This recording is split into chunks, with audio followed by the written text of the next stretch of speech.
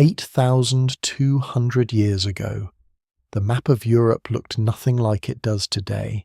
Between Britain and the continent, there was once a vast living land of rivers, forests, marshes, and hunting grounds, a lost world where people walked, hunted, and made their homes. Then the sea began to rise, and one day, a massive wave came crashing across that fragile land, helping erase it forever and turning Britain into an island. Before we go deeper into this forgotten catastrophe, take a moment to like the video and subscribe to the channel, if history's greatest lost worlds are the kind of mysteries you love to explore. At the bottom of the North Sea, beneath shipping lanes, oil routes, fishing grounds, storms, and cold grey water, there is a lost country, not a legend in the usual sense, not an Atlantis built out of fantasy, but a real prehistoric world of rivers, marshes, forests, hills, and open grassland where people once walked, hunted, slept, made tools, and watched the horizon from ground that no longer exists. Trawlers have dragged pieces of it upward by accident. Dredging vessels have lifted its bones and antlers from the seabed. Survey ships have mapped the ghostly traces of rivers that still lie buried under sand and silt. What now looks like open sea was once a place with mornings, seasons, animal tracks, and human memory. It had shorelines of its own. It had paths. It had weather. It had life. Then the water came, slowly at first, and then, in at least one terrible moment, all at once. It is difficult to imagine now because the map in the modern mind feels permanent. Britain is an island, the North Sea is sea, Norway stands apart, Denmark faces west across water. This arrangement seems ancient, almost inevitable, as if Europe has always looked this way. But for thousands of years after the end of the last ice age, that is not the world human beings inhabit. Britain is not yet Britain in the familiar sense. It is a western extension of a wider European plain, connected by land to what is now the Netherlands, Germany, and Denmark. Between them lies a vast low country that modern archaeologists call Doggerland, named after the Doggerbank, a shallow area in the North Sea where fishermen have long worked above the remnants of that vanished terrain. The name is modern, but the landscape is not. It is the memory label attached to a place that once did not need naming because it was simply there underfoot. And yet even calling it a place can feel misleading, because it encourages the imagination to shrink it into one tidy region, one lost island, one neat territory sunk by a single event. Doggerland is larger and stranger than that. It is not one drowned kingdom. It is a changing world spread across what later becomes seabed, a patchwork of plains and wetlands and river valleys exposed as the great ice sheets retreat and the climate warms. At some times it is broad and open. At others it is cut with marshes and lakes and estuaries. Over generations it expands, contracts, breaks apart, and transforms. What survives in the record suggests that people do not experience it as a doomed landscape waiting for its ending. They experience it as home, or as hunting ground, or as a route across the world they know. They live inside change that is slow enough to be ordinary until it is not. That is one of the reasons the story holds such power. It is not only about a vanished landscape, it is about how landscapes vanish while people are still living on them. A lost continent sounds like myth, but the reality is quieter and more unsettling. No golden city disappears in a single theatrical plunge. No one stands on a cliff and watches an entire civilization swallowed in a day. Instead, there are centuries of rising water, coastlines creeping inland, familiar places turning to marsh, river mouths widening, hunting routes disappearing, and campsites that once stood safely above the tide becoming vulnerable ground. Then, against that long backdrop of gradual loss, there comes a catastrophe large enough to leave a scar even in geological memory, a massive wave generated by the Storegga slide off the coast of Norway. A submarine landslide so enormous that its effects travel across the North Atlantic world. By then, Doggerland is already dying. The wave does not create the crisis from nothing. It strikes a landscape already weakened, fragmented, and exposed. That is what makes the event so haunting. It is both sudden and part of a much longer ending. Before we go deeper, take a moment to like the video and subscribe, if this is the kind of history and mystery you enjoy. The temptation, with a story like this, is to treat it as a puzzle that can be solved cleanly. When exactly does Britain become an island? How many people live on the drowned plain? How much of their world survives the sea level rise? What does the tsunami destroy? And what had already been lost? These are reasonable questions, but the answers are rarely as sharp as the questions. Scholars still debate the precise sequence of some events, the scale of human occupation in different periods, and how directly the tsunami contributes to the final severing of Britain from the continent. The evidence remains incomplete because the landscape itself is submerged. Archaeology on dry land is hard enough. Archaeology under meters of seawater and layers of marine sediment is something else entirely. Every clue has to be coaxed from a hidden world. Sediment cores, seismic surveys, pollen grains, drowned peat, animal remains, stone tools, fragments of worked bone, the contours of old river systems buried beneath the seabed. This is the archive. It is rich, but stubborn. It does not reveal itself all at once. That difficulty has only deepened the fascination. For a long time, the existence of this drowned world remains more suspicion than certainty. Fishermen in the North Sea bring up mammoth bones, antlers, and prehistoric artifacts in their nets. Strange finds emerge from the seabed that do not belong to the modern marine world. They point to a lost terrain, but not yet to its full scale or shape. Over time, marine geophysics, offshore surveying, and underwater archaeology begin to transform scattered hints into something more coherent. Channels of ancient rivers appear on seismic maps. Buried surfaces reveal old landscapes. Pollen and plant remains speak of woodland and wetland. The sea floor starts to behave like a palimpsest, a manuscript written over but not entirely erased. Beneath the later layers, an older geography still lies waiting. What makes that geography so compelling is how ordinary it appears once reconstructed. Not ordinary in the sense of unimportant, but ordinary in the human sense. It is not an alien world. It is recognizably habitable. One can picture red deer moving through stands of birch and pine.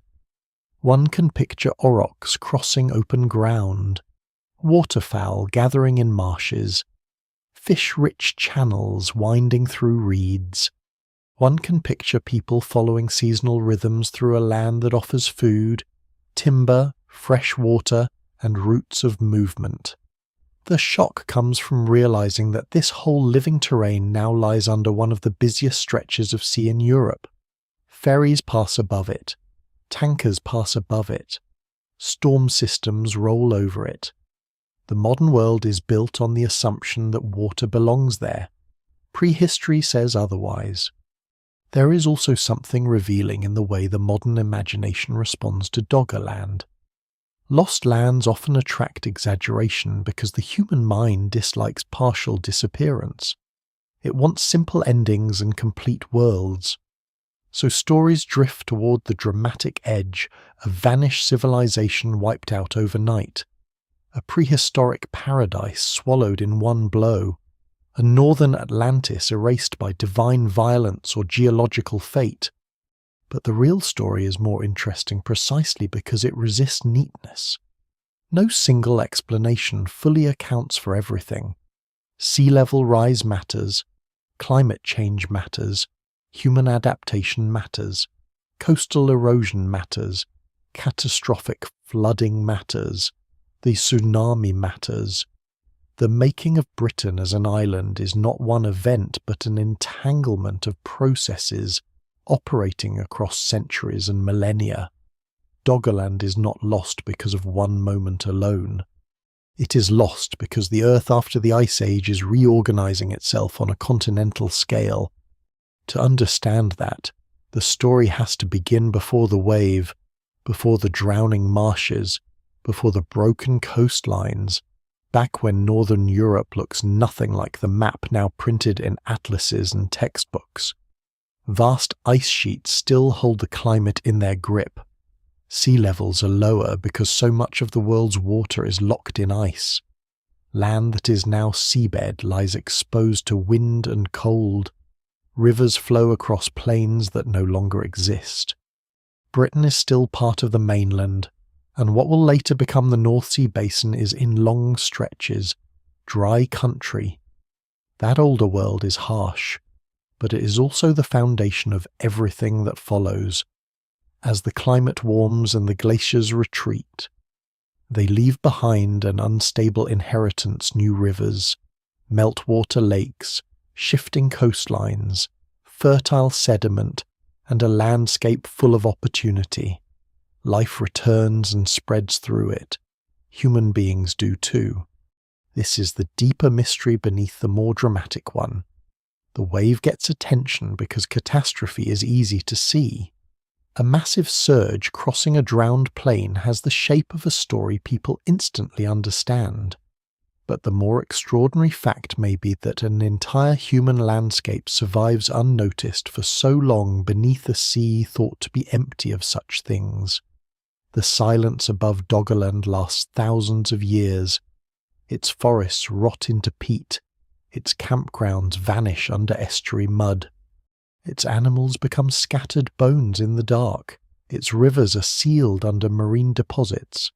Then, in the modern age, industry begins to brush against prehistory.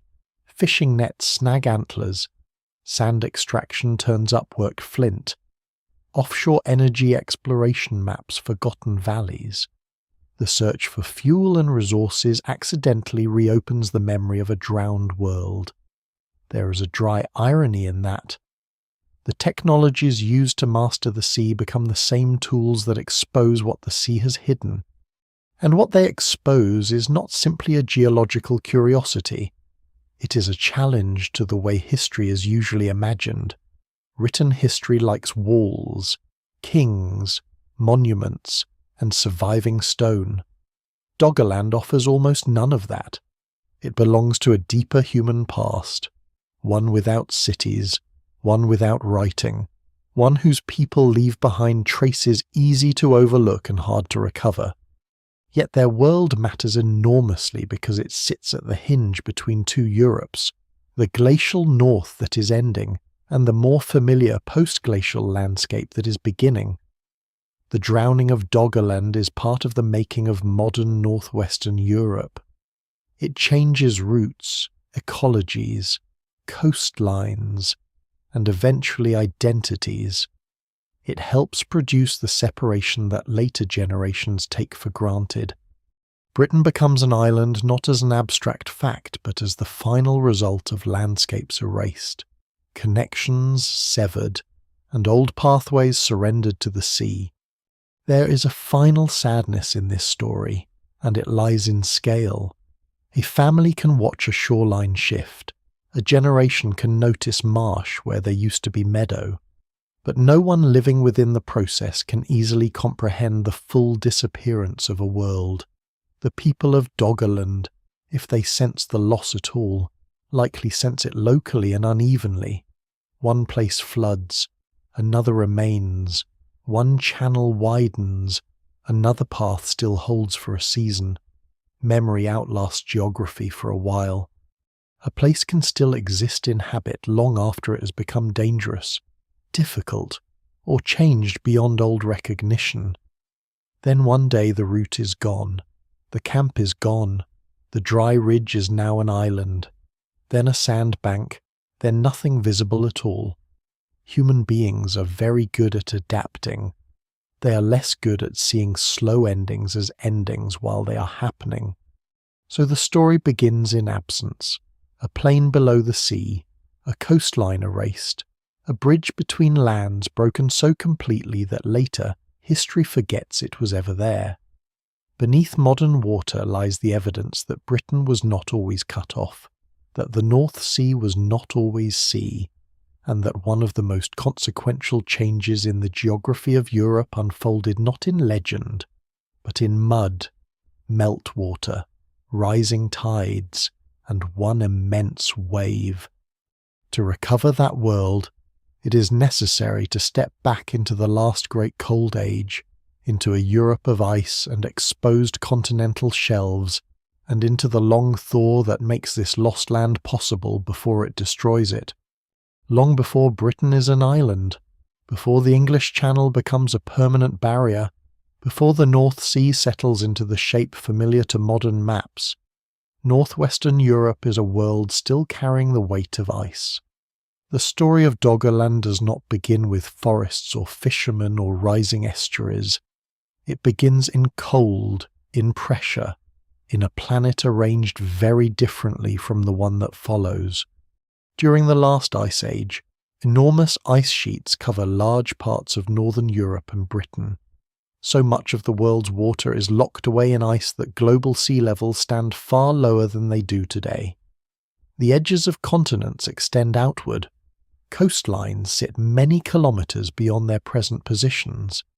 Areas that now lie under shallow sea are open land, exposed to wind, frost, and the slow work of rivers. In that older geography, Britain is not detached from the mainland. It is part of a larger northwestern European plain, joined by land to what is now France, Belgium, the Netherlands, Germany, and Denmark. To speak of Britain and the continent as separate entities is already to impose a later map on an earlier world. For the people and animals moving through this landscape, there is no crossing from island to mainland because there is no island. There are only routes through open country, interrupted not by sea but by rivers, marshy basins, ridges, and the broad influence of climate. The lands around the southern North Sea basin belong to one connected physical world. That connection matters because it changes how everything is imagined. The modern eye tends to see Britain as peripheral, set apart by water, its history shaped by separation. But in the late Pleistocene and early post-glacial world, the region that will become Britain is not remote. It is woven directly into the ecology of northern Europe. Herds can move across it, hunter-gatherer groups can pass through it, plant communities spread through corridors opened by warming temperatures. Rivers drain great expanses of land that are now hidden beneath the sea. The ground itself acts as a bridge, and that bridge is not narrow or fragile at first. It is broad, habitable terrain. The exact character of that terrain changes across long spans of time, because the last ice age is not one single frozen condition. Climate pulses, retreats, sharp cold reversals, and intervals of warming all leave their mark. In the coldest periods, much of the exposed landscape is stark and treeless, more steppe or tundra than woodland, shaped by freeze-thaw cycles and sparse vegetation. Winds sweep across open ground. Periglacial conditions dominate areas beyond the ice margins. Meltwater streams braid through loose sediment. In warmer intervals, grasses, shrubs, and eventually trees push northward again. The line between livable and hostile territory shifts repeatedly. This instability is important. Doggerland is not born as a fixed Eden waiting to drown. It emerges from a continent-scale transformation that is already dynamic before the sea ever claims it. By around the end of the last glacial maximum and into the long deglaciation that follows, the great ice sheets begin to retreat. This is not a smooth, uncomplicated withdrawal. Ice melts, stalls, re-advances in places, and releases immense volumes of water into river systems and proglacial lakes. The land itself responds. Areas formerly weighed down by ice begin, slowly, to rebound upward, while regions at the margins can tilt or subside in complicated ways.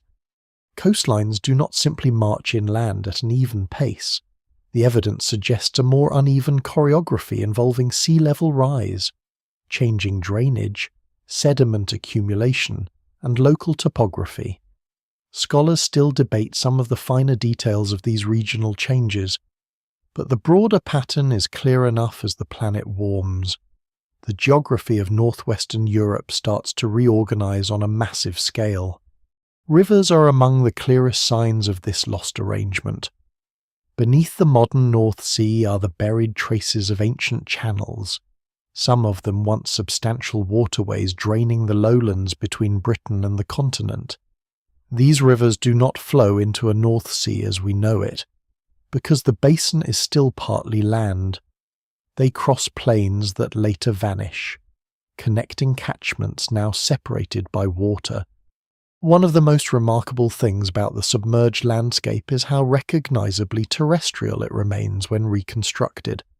There are valleys, floodplains, higher ground, possible lake basins, and drainage networks with the logic of any living terrain.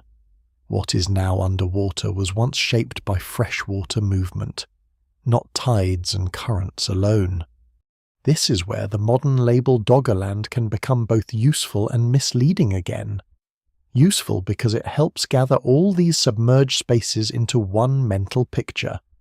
Misleading because it risks flattening a very diverse geography into a single smooth plane.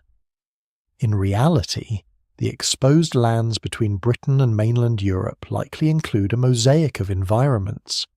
Some areas are open and windswept. Others become low-lying wetlands. There are ridges that remain dry longer than the surrounding ground. There are river valleys rich in life. There are marshes that expand as drainage patterns shift. There are probably seasonal lakes and broad areas of peat-forming wet ground in later phases. The world being created here is not one land but many lands connected together, always changing in response to climate and water. As warming continues into the early Holocene, the transformation becomes more profound.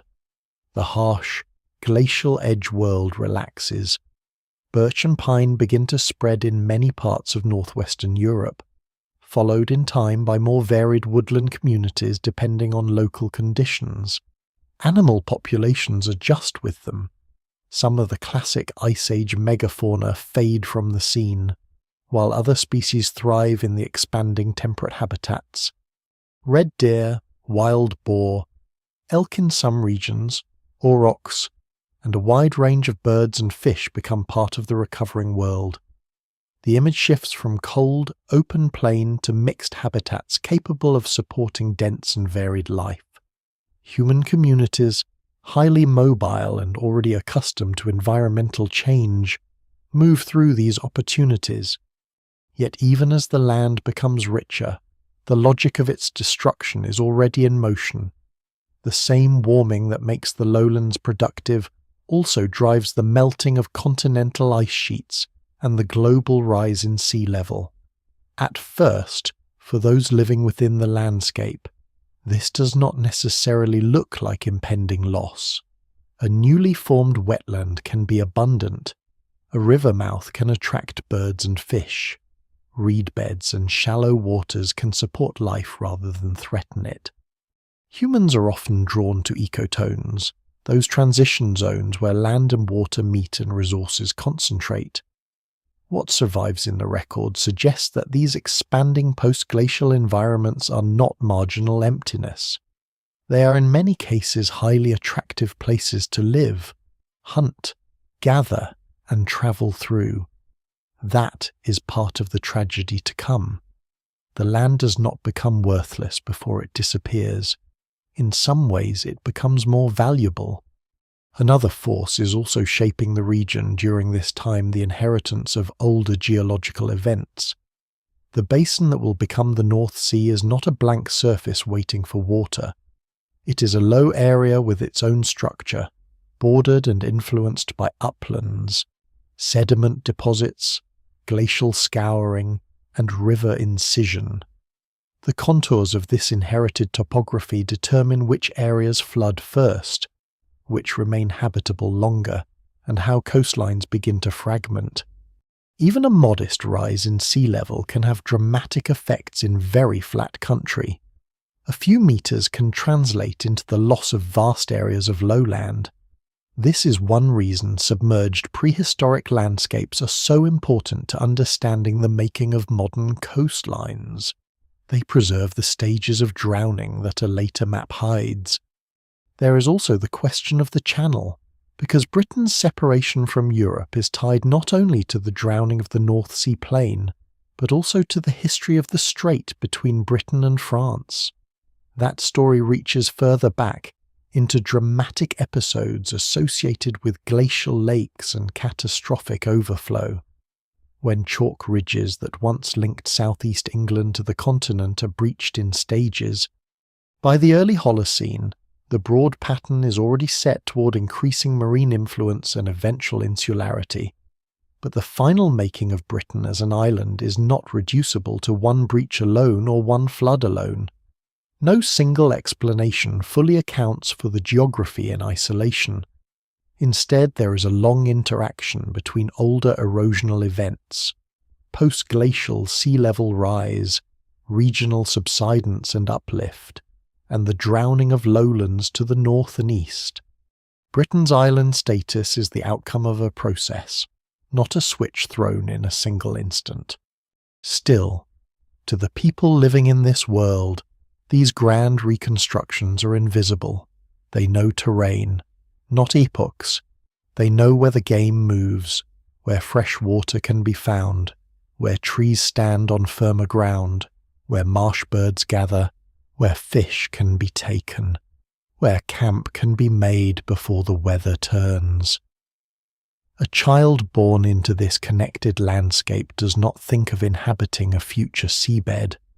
A hunter crossing open country does not know he walks on land that a much later age will regard as permanently lost. That difference in perspective is worth holding on to. Geological history sees systems. Human life sees places. Doggerland, before it becomes a concept, is a collection of such places. And so the foundations are laid. Britain is still attached to Europe. The North Sea is not yet a sea in the modern sense, but a zone of exposed lowlands, rivers, wetlands, and gradually shifting coastlines. Ice has withdrawn enough to make this world habitable, while the aftermath of that withdrawal ensures it cannot last. The land bridge exists because sea level is lower, because glaciers once held the oceans back, because the basin lies shallow and wide, because post-glacial transformation creates a habitable plain between higher grounds. It will disappear for many of the same reasons. The forces that create the connection also guarantee its fragility. What follows, then, is not a simple fall from stability into disaster. It is a period in which the connected world reaches perhaps its richest form. As climate softens, the lowlands between Britain and Europe become not just passable, but alive in a fuller sense, greener, wetter, more complex and more crowded with opportunity. In that abundance lie the seeds of attachment. In that attachment lies the true cost of what the sea will eventually take. Before the wave, before the final fragmentation, there is first a living world between seas, and it deserves to be seen clearly while it still stands. As the ice loosens its hold and the post-glacial world settles into a milder rhythm, the drowned plain between Britain and continental Europe begins to look less like the edge of survival and more like a place people could come to know in detail. This is the stage of the story where Doggerland becomes easiest to misunderstand, because once the modern imagination hears the words Lost Continent, it tends to picture something dramatic and singular: cliffs, cities, a proud shoreline, some northern Atlantis waiting for destruction. But the richest phase of Doggerland is more intimate than that. It is not spectacular in the monumental sense. It is rich because it is livable. It is rich because it offers variety. It is rich because the meeting of river, marsh, woodland, and open ground creates the kind of ecological patchwork that human communities and many animal species find unusually rewarding. This drowned world matters not because it is fantastical, but because it is so intensely real. The broad lowlands of the southern North Sea basin likely contain a shifting mosaic of environments whose boundaries are never fixed for long. River valleys thread across exposed ground and open into wetlands. Marshes spread outward where drainage slows. Lakes and shallow pools occupy depressions left by glacial and post-glacial processes.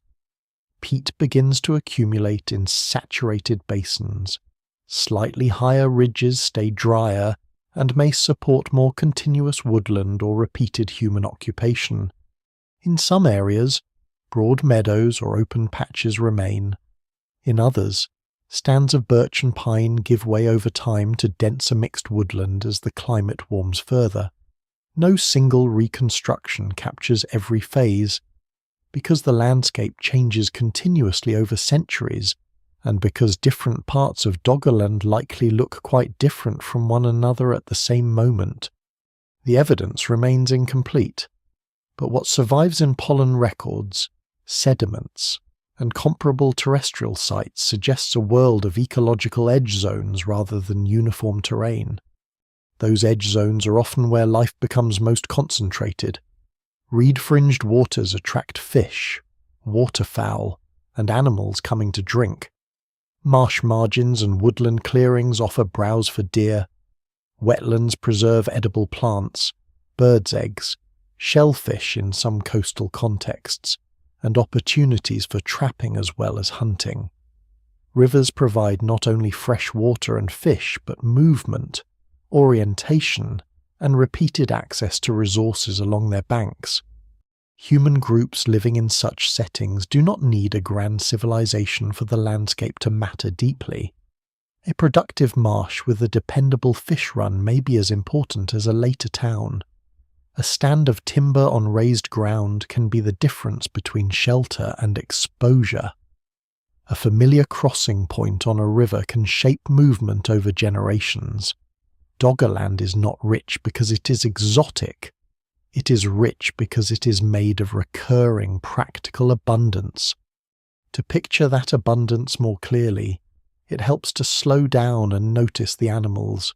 Red deer move through the woodland edges, wary and adaptable, wild boar root through damp ground, especially where forest and marsh overlap.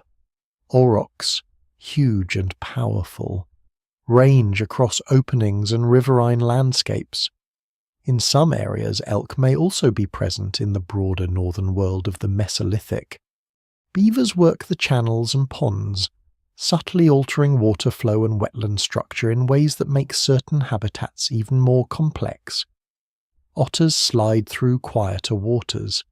Birds gather in extraordinary variety where wetlands spread geese, ducks, waders, seasonal flocks moving with the year.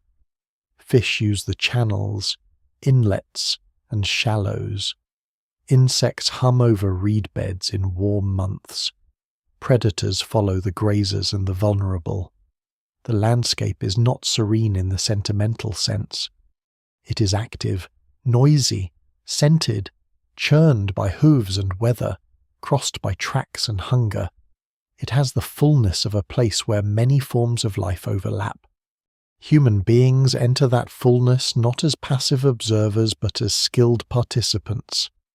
The people who move through Doggerland in the Mesolithic are hunter-gatherers. but that phrase can sound thinner than the reality it describes. These are communities with detailed environmental knowledge, seasonal strategies, and long familiarity with landscapes that later ages would struggle even to map. They understand the habits of animals, the rhythms of migration, the uses of wood and bone, the behavior of water, the value of different stones, the seasonal availability of plants, and the changing character of ground as weather and tide shift. They are not wandering blindly through an untouched wilderness. They are reading it constantly. Their lives depend on recognizing patterns that to outsiders would remain invisible. The archaeological traces of such people are necessarily fragmentary, especially in a drowned landscape. But the fragments are enough to sketch a world of activity. Stone tools recovered from the North Sea region, together with better preserved Mesolithic sites on surrounding coasts, suggest mobile populations making practical use of a wide range of resources. Flint blades, points, scrapers, and worked antler or bone from comparable contexts speak of hunting, butchery, woodworking, hide preparation, fishing, and daily maintenance. Some camps may be seasonal, tied to particular runs of fish or movement of game. Others may be revisited repeatedly because they sit on good ground near fresh water and useful habitats. It is possible that different communities know the landscape in overlapping ways, with routes and favoured areas shaped as much by inherited memory as by immediate necessity. One lesser known but striking aspect of these early Holocene worlds is how much water can increase, rather than reduce, the attractiveness of a place. Modern intuition often treats wetlands as marginal or difficult, and of course, they can be. But for many foraging communities, wetlands are among the most productive environments available. They concentrate resources in ways dry uplands often do not.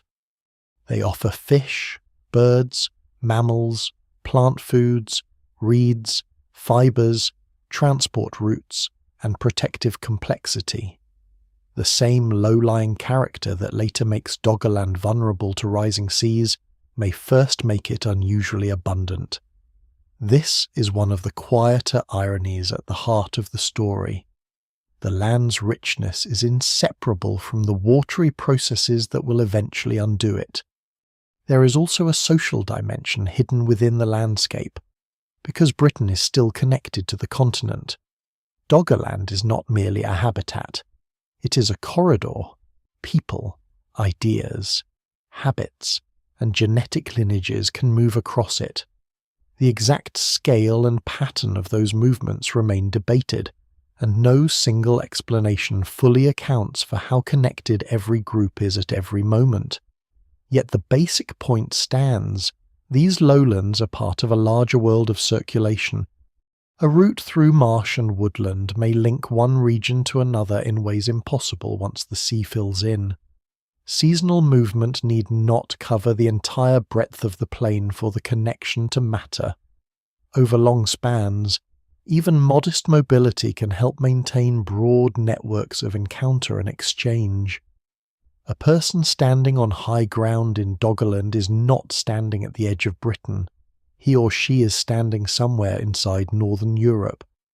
That connectedness may help explain why the later loss feels so consequential, even when the archaeological evidence is sparse. The drowning of Doggerland is not only the loss of a set of habitats, it is the narrowing of pathways. It is the removal of terrain across which lives and relationships can once unfold. Landscapes organize contact.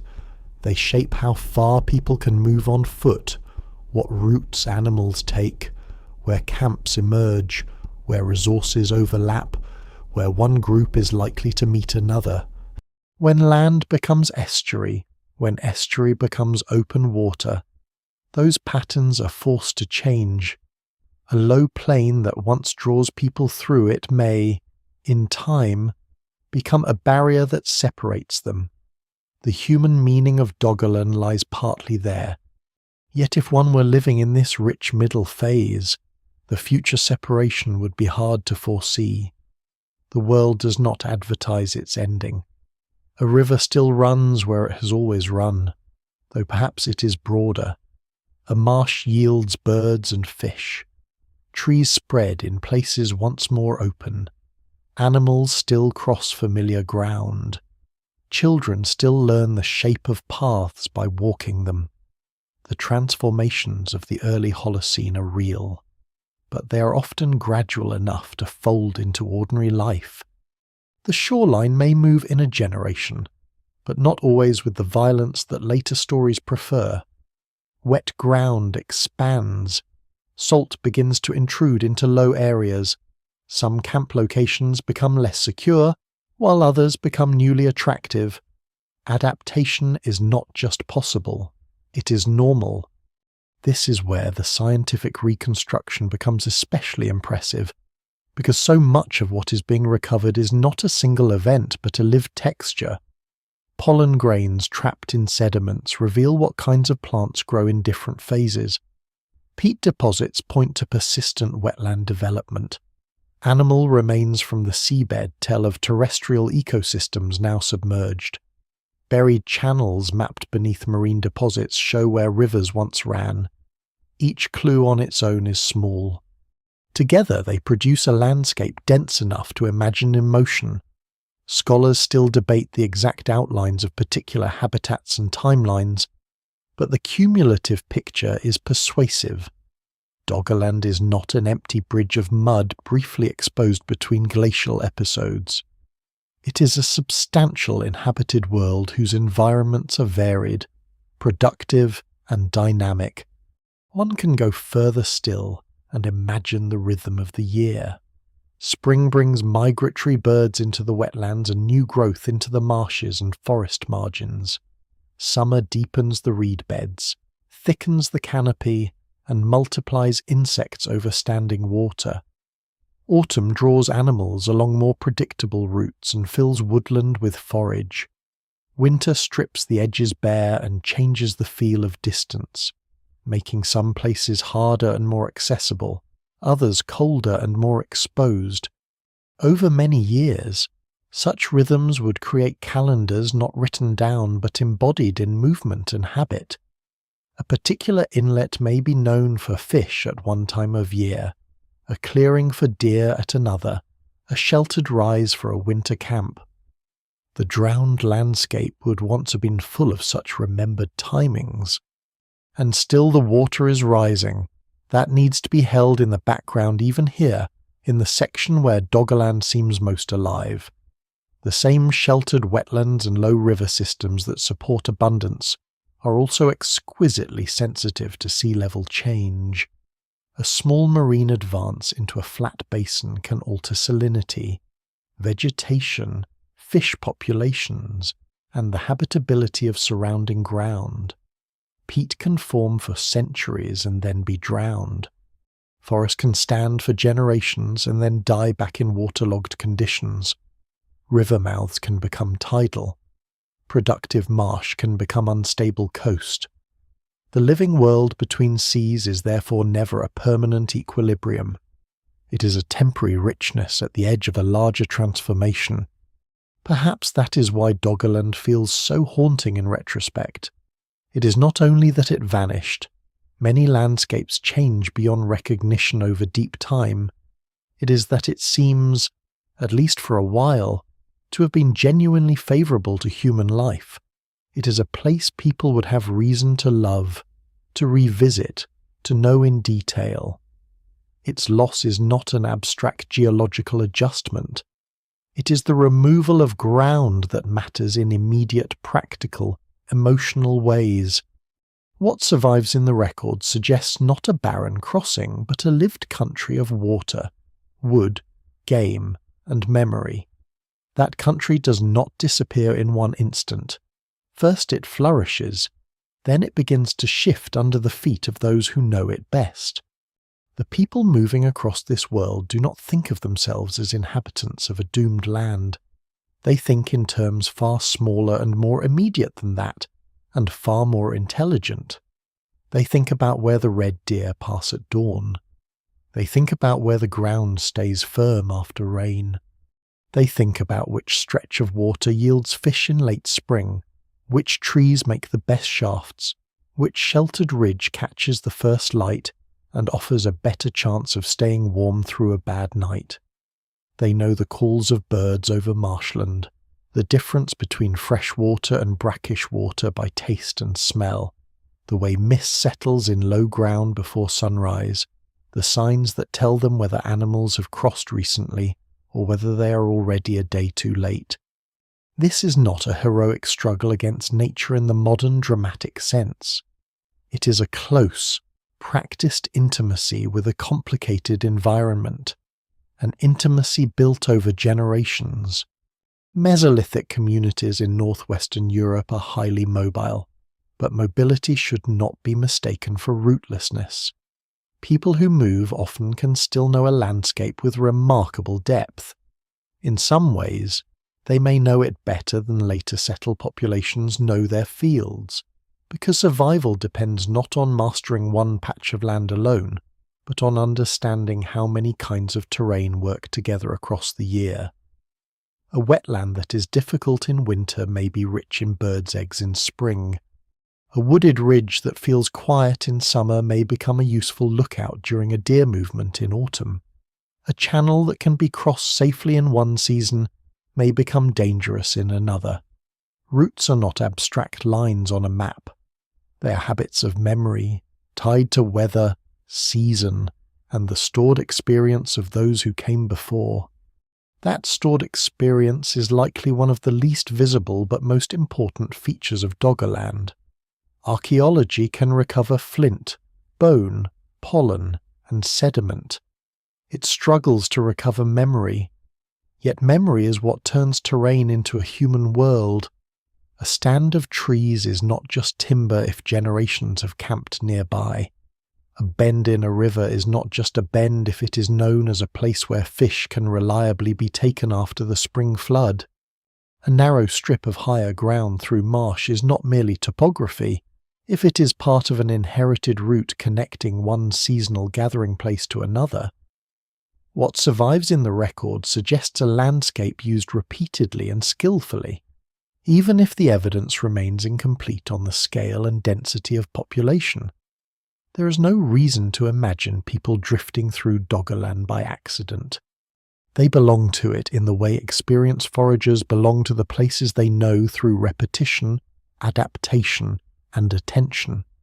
Attention matters because the landscape itself is beginning to change in ways that reward careful observers first. The water does not simply arrive one morning like a curtain dropping. Before catastrophe, there is adjustment. The climate of the early Holocene continues to warm. Sea level continues its long rise. Coastlines shift inland, though not everywhere at the same rate. River mouths widen and become more tidal. Low-lying ground becomes wetter for longer stretches of the year. In some areas, salt water intrudes where only fresh water once stood. Marsh expands. Some forested patches begin to suffer in altered water conditions.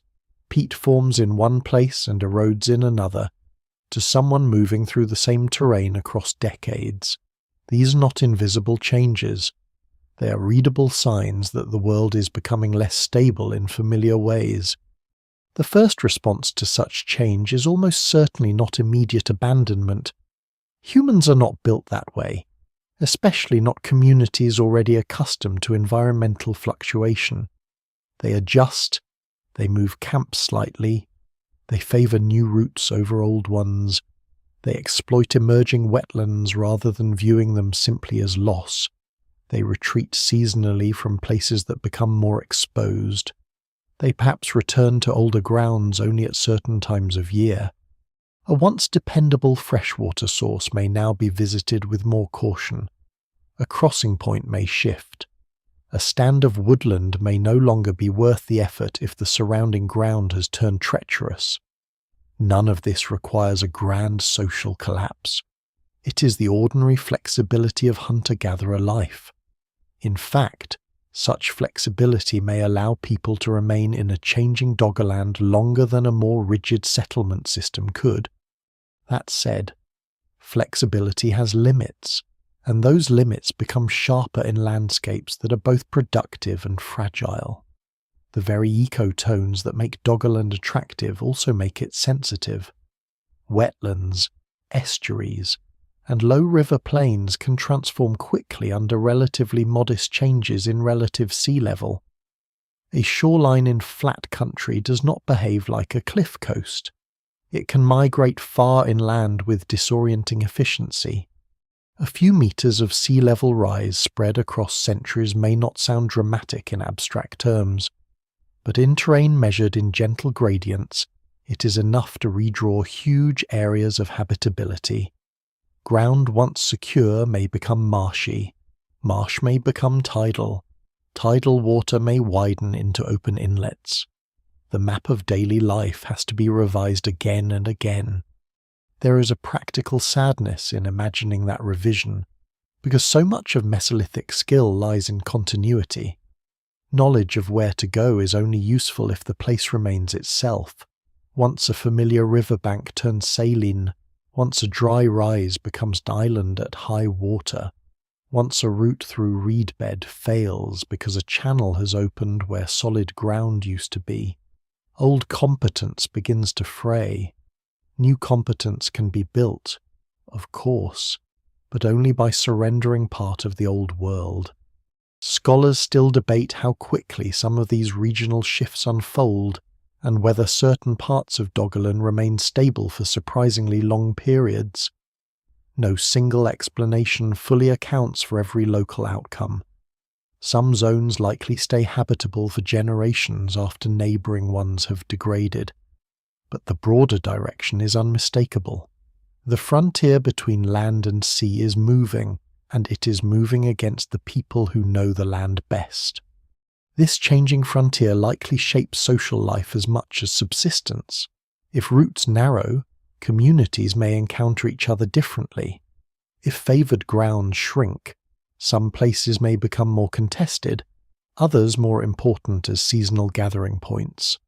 If a corridor once used to move between higher regions becomes unreliable, the pattern of connections across the broader landscape changes with it.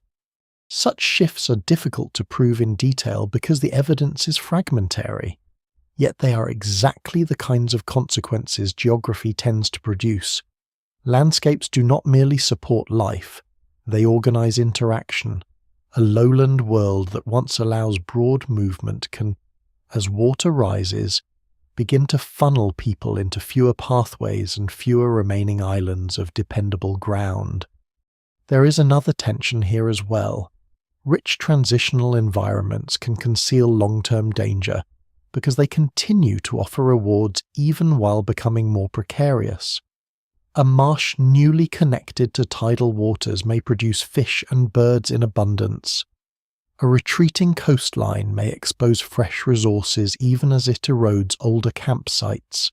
Shallow estuaries can become productive zones, drawing people back repeatedly.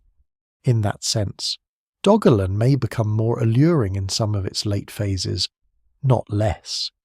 The land is not simply dying in a visible and straightforward manner, it is changing its terms. It may still feed people well, while simultaneously undermining their ability to rely on particular places. This kind of unstable abundance is one reason slow environmental crises can be so hard to interpret while they are happening. The human story is therefore not one of ignorance, but of incremental recalculation. Each season offers information. Each year slightly rearranges the balance between familiarity and risk. A family returning to a known area may find the campable ground narrower. A crossing once used at low water may now fail more often. A former hunting corridor may be cut by channels. The old path through the reeds may end abruptly in soft ground. Children grow up learning not exactly the same landscape their elders once knew. Elders carry memories of more land, longer routes, wider meadows, perhaps even woods now gone or standing dead in waterlogged soil. The past begins to outlive the terrain that created it. One lesser known but important detail in this whole process is that landscapes under stress can preserve traces of themselves in unusual ways. Drowned forests, peat beds, and submerged land surfaces do not only mark environmental loss for modern scientists. In their own time, they would have marked danger and dislocation for the people living nearby. Tree stumps standing in brackish shallows, drowned root systems, altered vegetation, increasingly unstable shorelines. These are not subtle signs to anyone paying attention. What remains uncertain is not whether people noticed change, but how they interpreted its pace and permanence. Did they see it as a cycle, a bad stretch, a sequence of local setbacks, or the beginning of a broader withdrawal? The evidence cannot answer that directly. Memory leaves little trace under the sea. Even so, the broader pattern begins to emerge clearly. Doggerland is no longer just a generous connective plain. It is becoming a frontier in a harder sense, a zone where adaptation is increasingly necessary and certainty increasingly rare. The people living there are not failing. They are doing what human beings often do best, adjusting to a world that refuses to stay still. They shift their settlements, their paths, their expectations. Some may move away from the worst affected areas. Others may continue exploiting the wetlands and surviving islands for a long time. What survives in the record suggests persistence as much as vulnerability. Yet persistence itself can make the ultimate losses sharper, because the more deeply a changing landscape is still used, the more catastrophic its sudden disruption will be. That matters because the sudden disruption is coming. Long before the wave arrives, Doggerland has already become a place where the margin for error is smaller. Lowlands are broken by encroaching water. Routes depend more on timing and local knowledge. Some communities may be living on ground that remains viable only because they understand it so well. A landscape like that can absorb gradual change. It is much less capable of absorbing shock. By the time catastrophe enters the story, the world it strikes is not the broad, resilient plain of earlier millennia. It is a changing frontier, rich but unstable, adaptive but exposed. That is what makes the next phase so devastating. The water has been negotiating with the land for generations. Soon, it will stop negotiating. By the time the sea begins to assert itself more forcefully across the lowlands, the transformation no longer belongs only to the realm of geological hindsight. It enters daily life, not as a single apocalyptic revelation, not as a sudden understanding that an entire world is ending, but as a slow accumulation of changes that are impossible to ignore if one depends on ground, fresh water, and familiar routes. Doggerland does not vanish all at once. It is first made uncertain. The old stability of the plain begins to thin out, and that thinning is perhaps the most humanly difficult phase of all, because uncertainty asks for constant adjustment without offering clear proof that the adjustments will ever end. Sea level rise after the last ice age is one of the great background forces of the Holocene world. As continental ice sheets melt, water returns to the oceans, and shorelines across the planet begin to move. In the North Sea basin, this process is especially consequential because so much of the terrain is low and gently graded. A relatively modest vertical rise in the sea can translate into a very large horizontal shift of the coastline.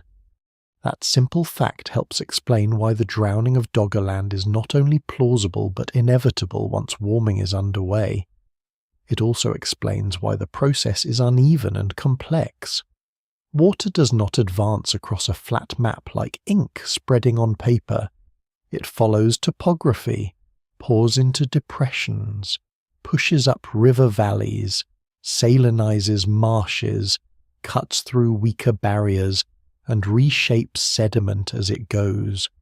For the people living there, the earliest truly serious changes may be felt less at the open edge of the sea than inland along rivers and wetlands.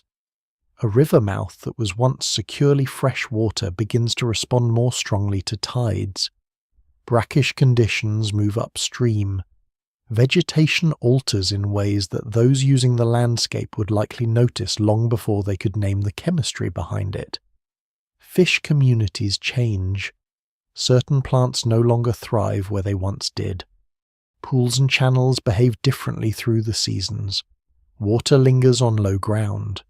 Paths that were reliable become more seasonal, more dependent on timing. What survives in the record suggests these transitions are not merely coastal events. They penetrate the interior of the lowlands by following the logic of water through every weak point in the terrain. This is one reason the phrase "the water starts rising" can sound simpler than the lived reality. Rising sea level is not just more water at the edge, it is reorganization of the whole system.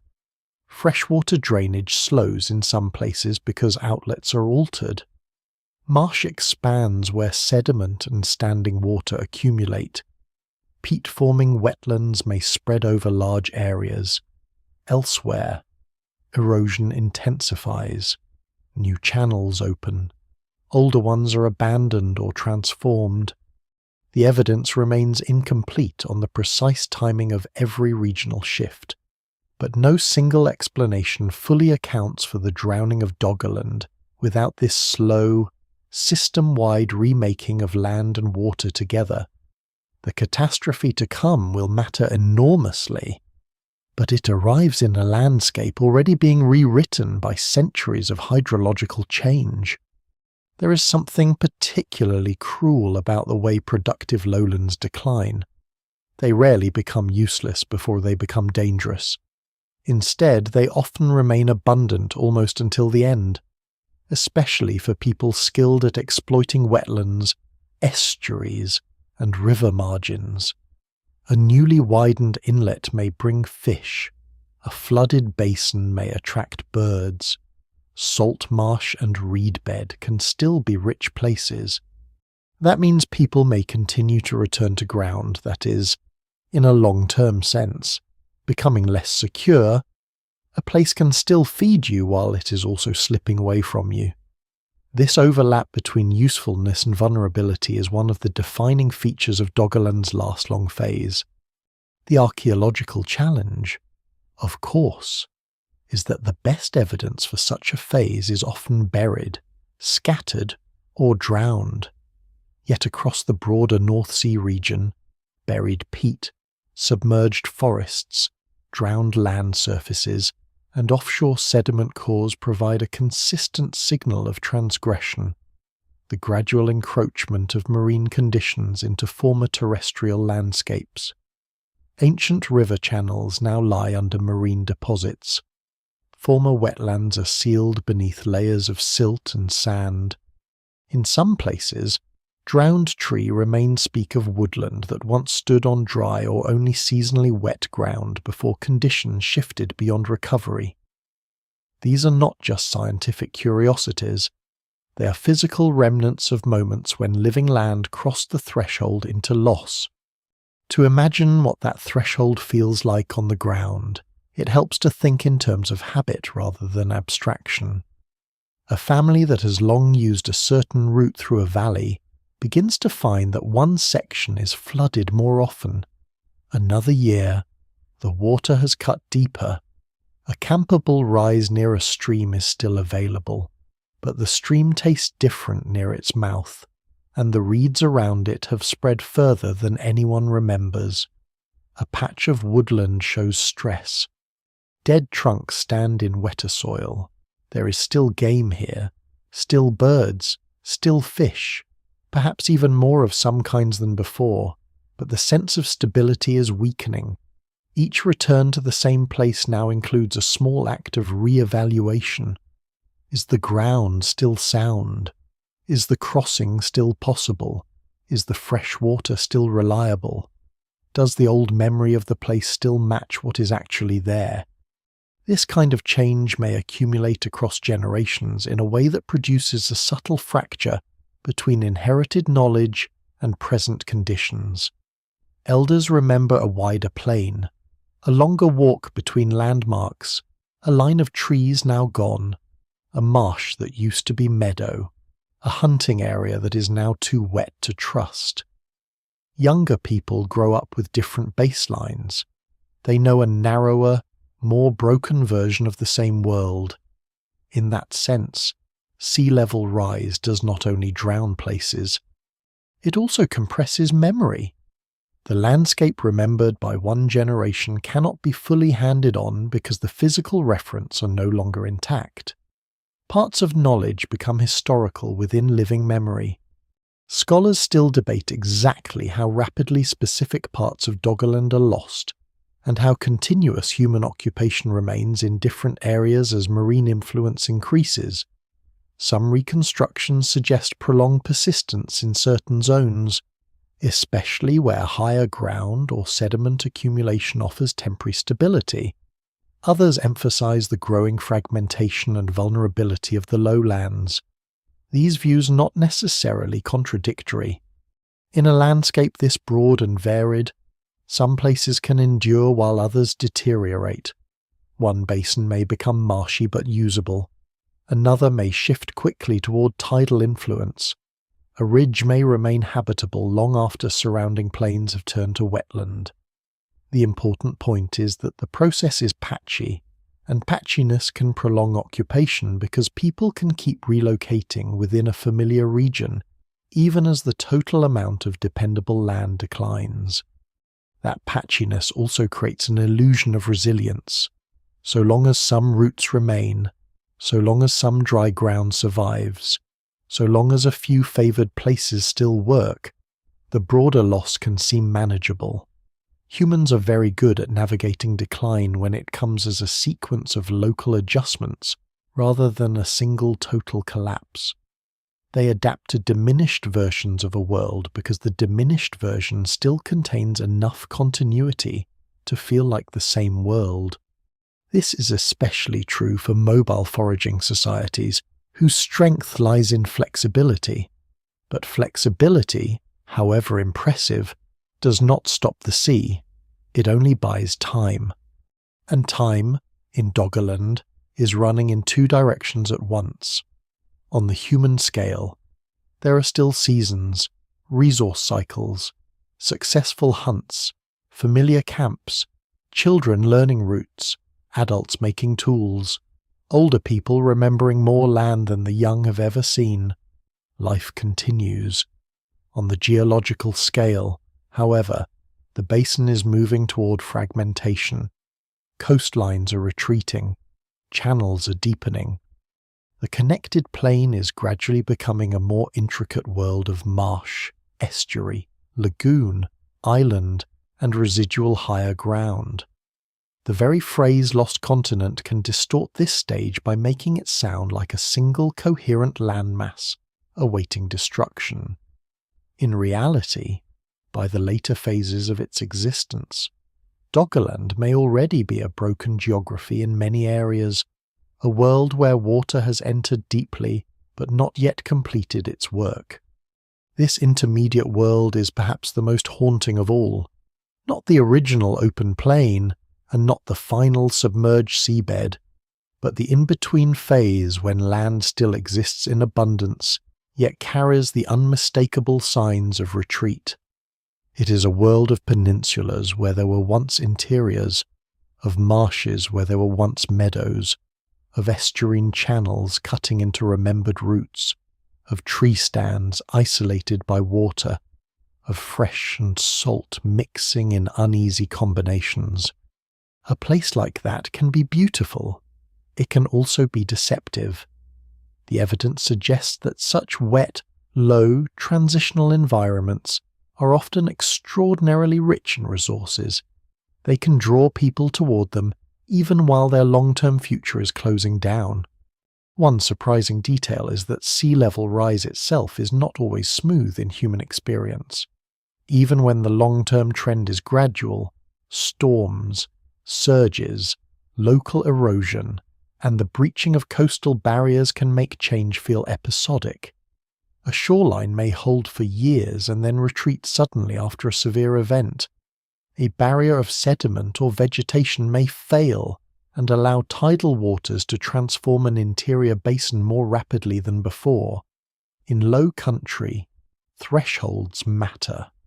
Once crossed, they can accelerate the remaking of the landscape.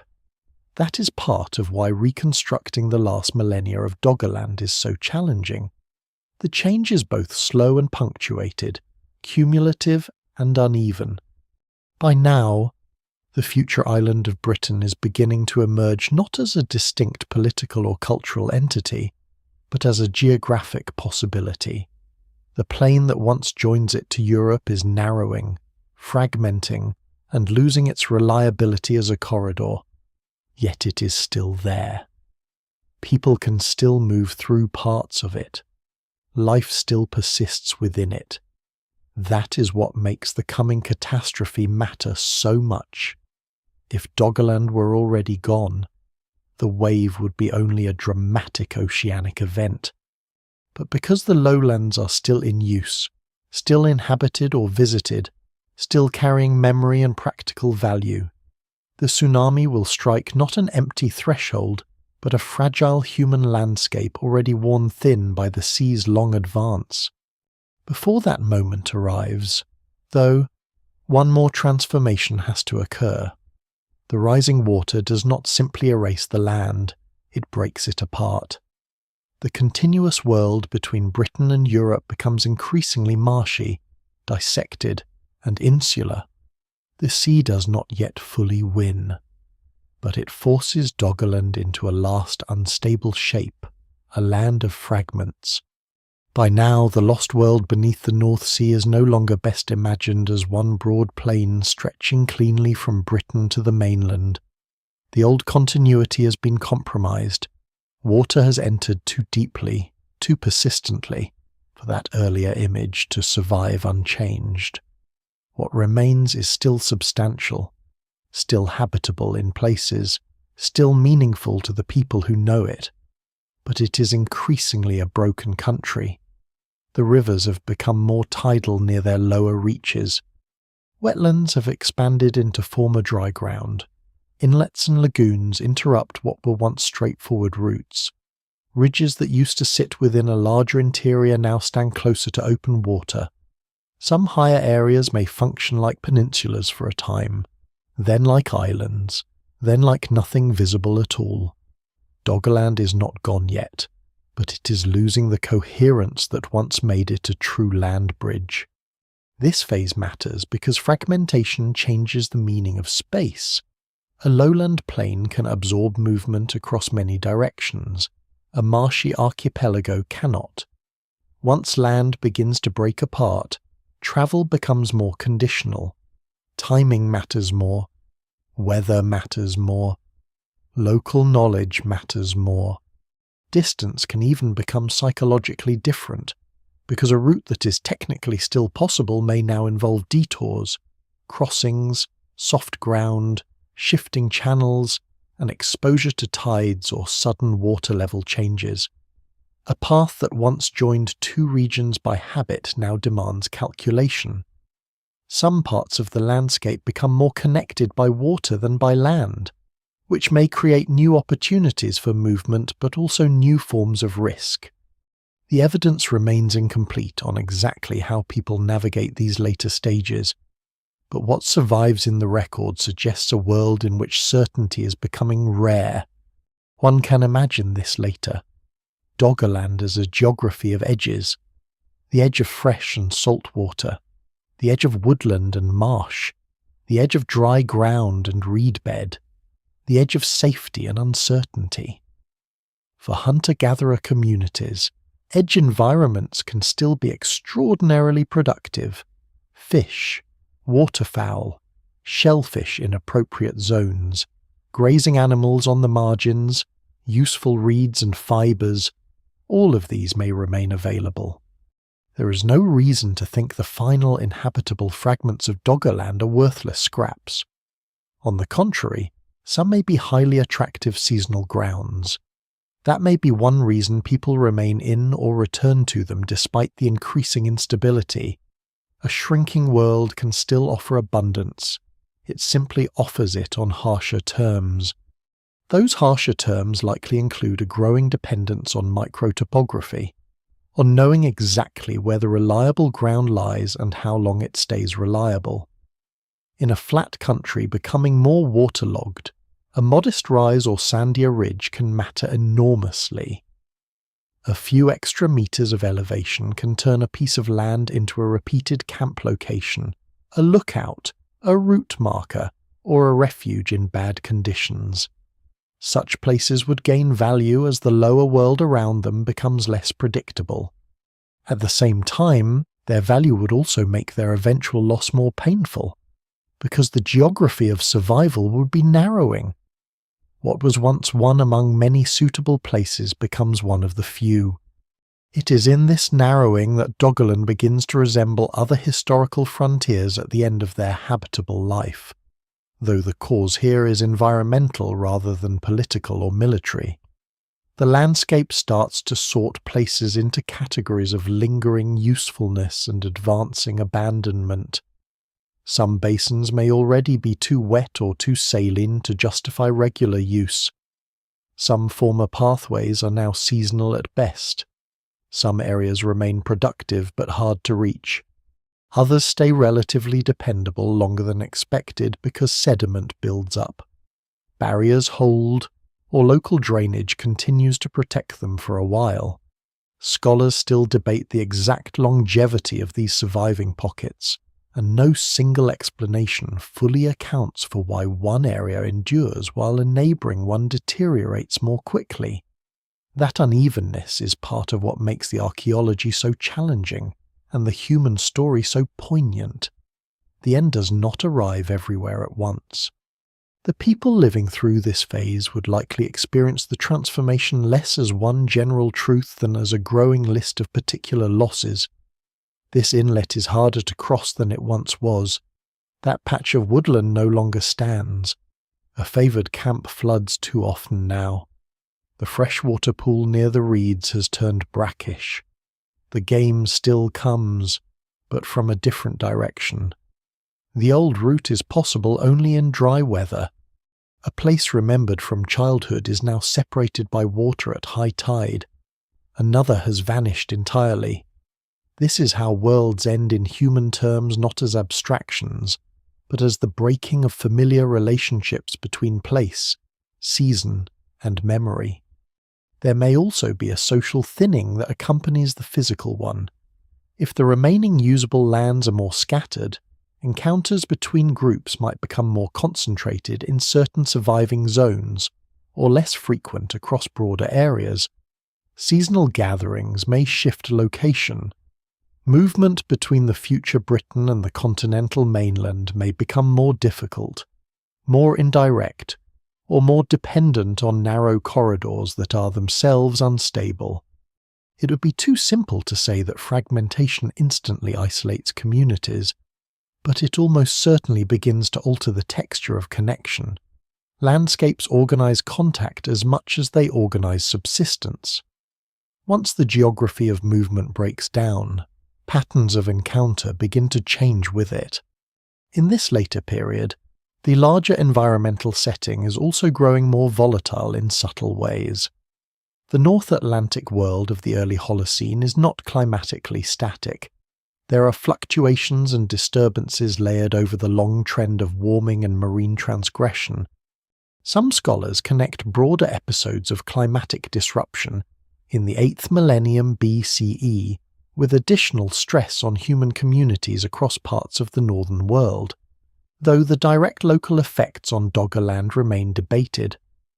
The point is not to impose a single external crisis on the landscape, but to recognize that a low, fragmented country facing encroaching water does not need much additional pressure to become more precarious. A storm surge, an erosional breach, an altered sediment flow, or a sequence of unfavourable seasons could matter more in a weakened geography than they would in a broad, secure plain. The physical remains recovered from the North Sea hint at this weakening world. Drowned peat deposits speak of former wetlands overwhelmed by marine conditions. Buried channels suggest drainage patterns that once structured life on land and then disappeared beneath later sediments. Submerged tree stumps and rooted horizons point to places where woodland or scrub once persisted, before waterlogging or transgression ended them. Worked flints and animal remains recovered from offshore contexts suggest that the later North Sea floor was not an empty margin, but part of a lived environment. Taken together, these clues do not provide a cinematic scene in perfect detail. They provide something better in a way, a layered record of persistence under pressure. It is important to resist romanticizing this final landscape into a pure tragedy, because people living within it are not simply victims waiting for disaster. They remain adaptive, observant, and capable. They continue finding food, reading terrain, and reorganizing their lives around changing conditions. Some may have shifted permanently toward more stable margins. Others may have used the remaining islands and marshy peninsulas seasonally. Some may have left the region in stages without ever perceiving themselves as refugees from a lost land. Human departure from disappearing places is rarely theatrical. It is often piecemeal, practical, and mixed with stubborn return. The evidence remains incomplete, and much of the population history of late Doggerland must be inferred rather than seen directly.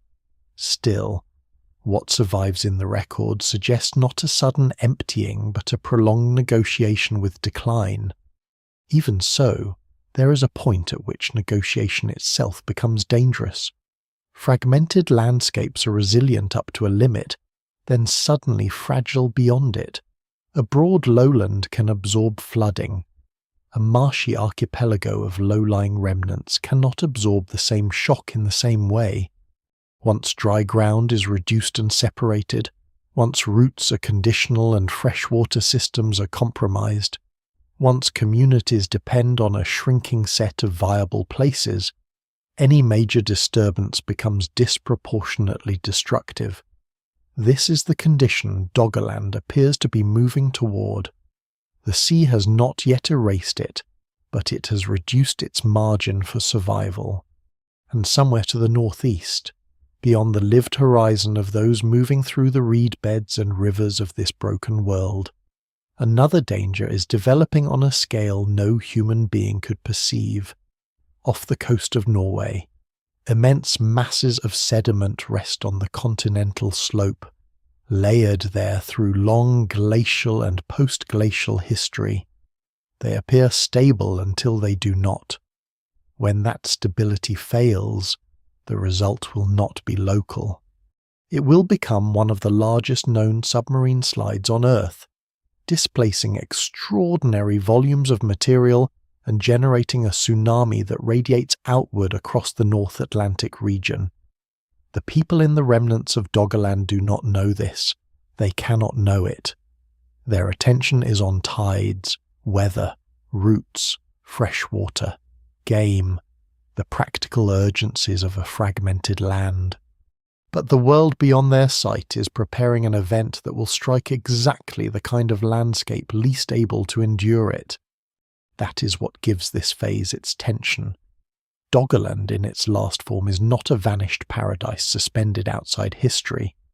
It is a damaged but living country, a network of low islands, marshes, tidal channels, and surviving higher ground where human life still persists amid steady loss. It is a place already shaped by retreat, already thinned by rising water, already forced into new forms. In another setting, perhaps that slow retreat would simply continue for centuries more, leaving memory to fade with each generation. But history, even deep history, is not always content with gradual endings. Sometimes a weakened world meets a sudden force large enough to turn a long decline into a defining catastrophe. The broken land between Britain and Europe is now waiting for that blow, though no one living on it can yet hear it coming. Far to the northeast of the drowning lowlands, beyond the marshes, forests, and tidal channels of Lake Doggerland, the seafloor off the coast of Norway is holding the memory of ice in a more dangerous form. For thousands of years, glaciers have shaped the northern margins of Europe not only by carving valleys and grinding mountains, but by producing immense quantities of sediment. Meltwater and ice carry this material outward and deposit it along continental shelves and slopes in thick, unstable layers. Under the right conditions, such layers can sit in place for long periods, apparently secure until some combination of pressure, weakness, and disturbance causes failure on a scale almost impossible to visualize. This is the setting for the Storegga slide, one of the largest known submarine landslides on Earth, and the event that gives Doggerland's slow death its most violent moment. The name Storegga comes from the Norwegian continental margin, where the scar of the slide can still be traced on the seabed. Modern science sees it as a geological structure, a vast collapsed area stretching across an extraordinary distance. But in human terms it is easier to understand by beginning with what it is not. It is not a cliff falling into the sea in one local collapse. It is not a single neat block dropping away. It is a massive failure of submarine sediments, involving enormous volumes of material cascading downslope beneath the ocean.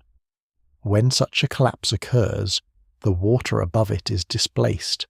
That displacement becomes a tsunami, and tsunami energy does not need a surface storm or a visible mountain to announce itself. It can race outward from the hidden violence of the seafloor and strike shores and lowlands far from its source. One of the unsettling things about Storegga is the scale mismatch between cause and consequence. The people living in the remaining landscapes of Doggerland never see the collapse itself. They do not stand on the Norwegian coast watching mountains break apart. They may see no warning at all beyond whatever oddities the sea briefly offers before the wave arrives. Yet the force moving toward them begins with geological processes accumulated over millennia: glacial sedimentation, slope loading, buried weak layers, perhaps earthquake triggering or the destabilizing effects of methane hydrate changes, though the exact mechanism remains debated. Scholars still debate the relative importance of different triggers, and no single explanation fully accounts for every detail of why the slope fails when it does. What is not seriously in doubt is the consequence. A submarine collapse of extraordinary size occurs, and the tsunami it generates travels across the North Atlantic region. To appreciate why this matters so much, it helps to remember the condition of the world it's heading toward. Doggerland is no longer a broad, resilient plain. It is a broken, low-lying geography already suffering from sea level rise and fragmentation. Wetlands, estuaries, islands, and residual higher ground remain. But the margin between inhabitable and uninhabitable land has grown thin. A powerful marine surge hitting such a landscape is not merely dramatic, it is structurally devastating. Flat, low country gives a tsunami room to run. Water does not meet a single hard boundary and stop. It pushes inland, across marsh and channel, through river mouths, over low ridges, and into places where people may have believed themselves sheltered by familiarity rather than elevation. A wave striking a cliff coast is one thing, a wave striking a drowned frontier is another. The date usually associated with the main Storegga tsunami event is around 6200 BCE, though radiocarbon ranges and calibration always invite some caution. In the chronology of the early Holocene, that places it at exactly the kind of moment when Doggerland appears especially vulnerable. Sea level has already been rising for millennia. The remaining land between Britain and the continent is increasingly fragmented. Britain's eventual insularity is becoming more likely even without catastrophe, but not yet complete in the simple sense later maps suggest. This means the tsunami arrives not at the beginning of the story, and not at its natural end, but at a point where a great deal still depends on what land remains. That timing is central to its historical importance. The geological evidence for the tsunami is found far beyond Norway. Sand deposits associated with marine inundation have been identified in places such as eastern Scotland, the Shetlands, the Faroe Islands, and elsewhere around the North Atlantic margins. These layers appear inland where ordinary storm processes struggle to explain them convincingly, and they often overlie peat or other terrestrial surfaces in ways consistent with sudden high-energy flooding. Such deposits are among the strongest clues that allow scientists to reconstruct the reach of the event. They do not preserve a moving picture, but they preserve a signature marine material thrown into terrestrial settings by a surge of unusual force. In some areas, run-up heights appear substantial. Though estimates vary by local topography and modelling assumptions, what survives in the record suggests a tsunami large enough to be regionally transformative. For Doggerland, the difficulty is familiar. The evidence lies mostly under the sea, where direct reconstruction is far harder. That has not stopped researchers from drawing careful conclusions.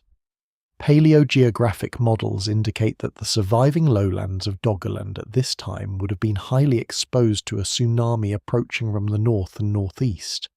Some simulations suggest the wave could have travelled across much of the remaining landscape, inundating low areas deeply and violently. The exact height and inland reach in different Doggerland settings remain matters of scientific modelling rather than direct observation, and scholars still debate how much of the surviving land was permanently altered by the event versus temporarily flooded. But even the cautious version of the story is grave enough. A large tsunami sweeps over a precarious inhabited landscape already under stress. That alone is enough to make it one of the decisive moments in the drowning of northwestern Europe's lost lowlands. There is an almost brutal irony in the mechanism. The same long thaw that makes Doggerland habitable also contributes, indirectly, to the chain of post-glacial conditions that leave the Norwegian margin unstable. The retreat of ice creates the rich lowlands in the south, and stores dangerous sedimentary inheritance in the north. In other words, the end of the Ice Age does not simply open a new world, it also prepares some of the forces that will later unmake part of it. The post-glacial landscape is generous and dangerous at once, though the danger remains hidden until the moment of failure. No one in Doggerland can have any concept of the true source. At most, one might imagine strange behaviour in the sea shortly before impact, perhaps an unusual withdrawal in some settings, perhaps not, depending on local conditions. Tsunamis do not always announce themselves in ways understandable to those with no prior experience of them. A distant underwater landslide offers no thundercloud, no darkening sky, no visible army crossing the horizon. The disaster arrives as motion in the water itself. That is one reason tsunami stories feel so uncanny even in modern times. They can turn the most ordinary element of coastal life into a force without warning. For low-lying Doggerland, where water is already threaded through the landscape, the distinction between sea, channel, marsh, and river may make the wave even harder to read until it is too late. It is important, though, not to let the tsunami become too mythic in retelling. The danger of a dramatic event is that it can swallow the slower story around it. Strega does not create Doggerland's vulnerability out of nothing. It does not independently make Britain an island in a single clean sense. It strikes a region already being reshaped by rising seas, changing drainage, and landscape fragmentation. No single explanation fully accounts for Britain's later geography without that longer process, but it would be equally misleading to reduce the tsunami to a mere footnote in an inevitable drowning. Catastrophes matter when they strike systems close to their limits.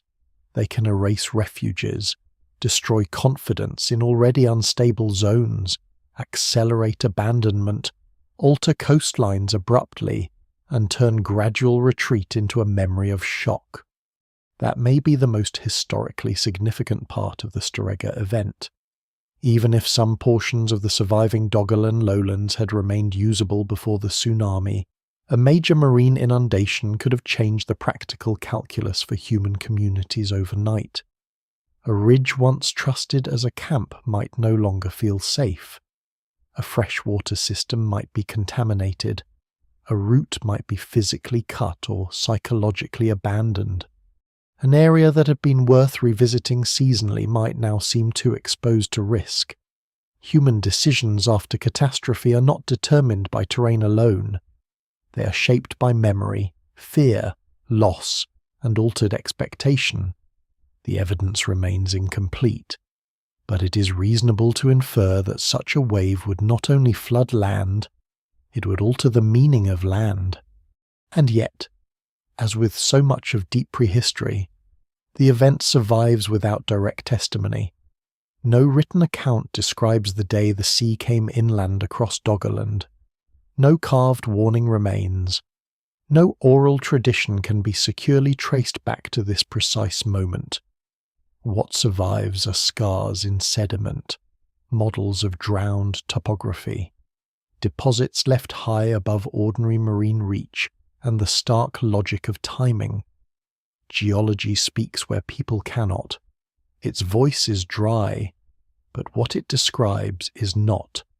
Somewhere around 8,200 years ago, on a landscape already losing ground to the sea, the continental slope off Norway gives way.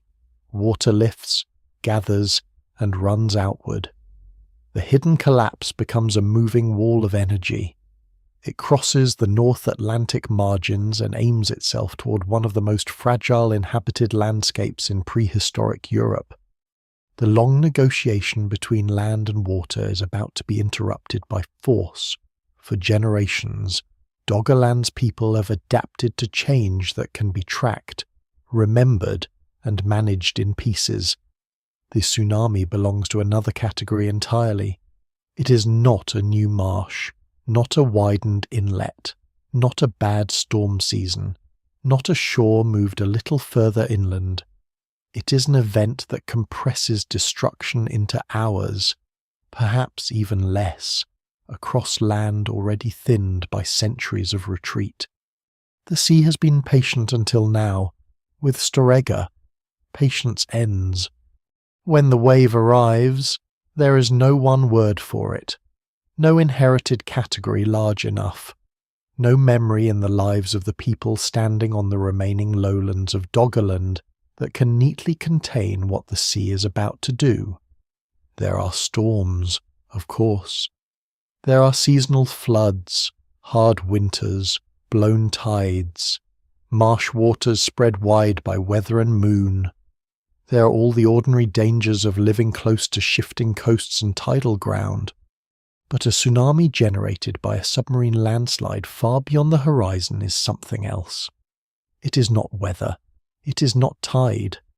It is not the slow marine advance that can be watched, measured in habit, and adapted to over years.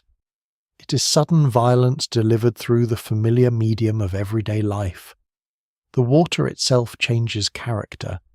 Exactly what the first signs are in the surviving parts of Doggerland cannot be known with certainty. The evidence remains geological, not eyewitness. Some tsunamis announce themselves with the strange withdrawal of water before the main surge. Others do not do so in ways that are useful or visible in every location. In a landscape already fragmented into channels, marshes, inlets, low islands, and tidal reaches, the warning signs may be especially confusing. Water may begin to behave oddly in some estuarine corridors. Animals may react before people understand why. Birds may rise in unusual numbers. Fish may thrash in receding shallows. Or there may be almost no warning at all that can be interpreted in time. Scholars still debate how the wave would have expressed itself across different sectors of the drowned plain, because local topography matters enormously to tsunami behaviour. What is certain is the vulnerability of the setting. Flat. Low terrain does not resist such a surge, it receives it. A great deal depends on how much land remains above sea level in the Doggerland of this moment, and how broken that land has already become. The broadest reconstructions suggest a world reduced from its earlier expanse to a patchwork of low-lying remnants, wetlands, tidal zones, and surviving higher ground. In that kind of landscape, a tsunami does not need to arrive as a single towering wall in the cinematic sense to be devastating. Water moving fast over low country can destroy by force, depth, speed, debris, and reach. It can run up channels and river mouths, overtop narrow ridges, tear through reed beds, sweep away camps, drown people and animals, contaminate fresh water, and leave behind altered ground difficult to trust afterward. The popular image of a vertical wall of water can actually obscure the reality. Across flat land, the horror may lie less in height than in unstoppable inland movement. One can imagine the remaining islands and marshy peninsulas of Doggerland in the hours before impact going about their ordinary life. A camp near a channel, smoke from a small fire, tools laid out for repair, children near the safer edge of the group but not far from water, because in such a landscape water is everywhere and never wholly absent from attention. Perhaps people are processing fish. Perhaps they are moving along a familiar route timed to the season. Perhaps they are on higher ground, watching birds over the marsh. Then the water begins to surge where it should not surge, or to rise too fast, or to come inland with a force that does not correspond to weather. A channel becomes a battering flow. A quiet inlet becomes a route of attack. A marsh edge dissolves into turbulence. The line between land and water, already uncertain for generations, disappears in an instant. The devastation would not be evenly distributed. That is one of the most important realities of tsunami impact and one of the reasons the human story is so hard to reconstruct. Some people may be in places that receive the full force of the surge. Others may be on ground high enough, or inland enough relative to local barriers, to survive the first wave. Some camps may be obliterated. Some may be spared but cut off. Some animals may flee to surviving ridges. Others may be trapped in low ground. The wave may come not once but in multiple surges, as tsunamis often do, each rearranging water and debris in new ways. The first retreat of water can itself be deadly, dragging people and materials outward. Survivors of an initial inundation may still be caught by later pulses. In a broken wetland world, confusion alone would magnify the danger. And confusion matters because this is not simply a flood in a known pattern. Mesolithic people of Doggerland would almost certainly understand flooding, storm damage, and dangerous tides. They would not necessarily understand what to expect when the sea behaves in a manner disconnected from local wind, season, and ordinary coastal logic. A channel that appears to offer escape might become a funnel for force. A low ridge that has survived years of gradual marine encroachment might not survive minutes of violent inundation. A familiar refuge might prove too low. Those who reach higher ground might then face another danger looking out over a landscape they no longer recognize.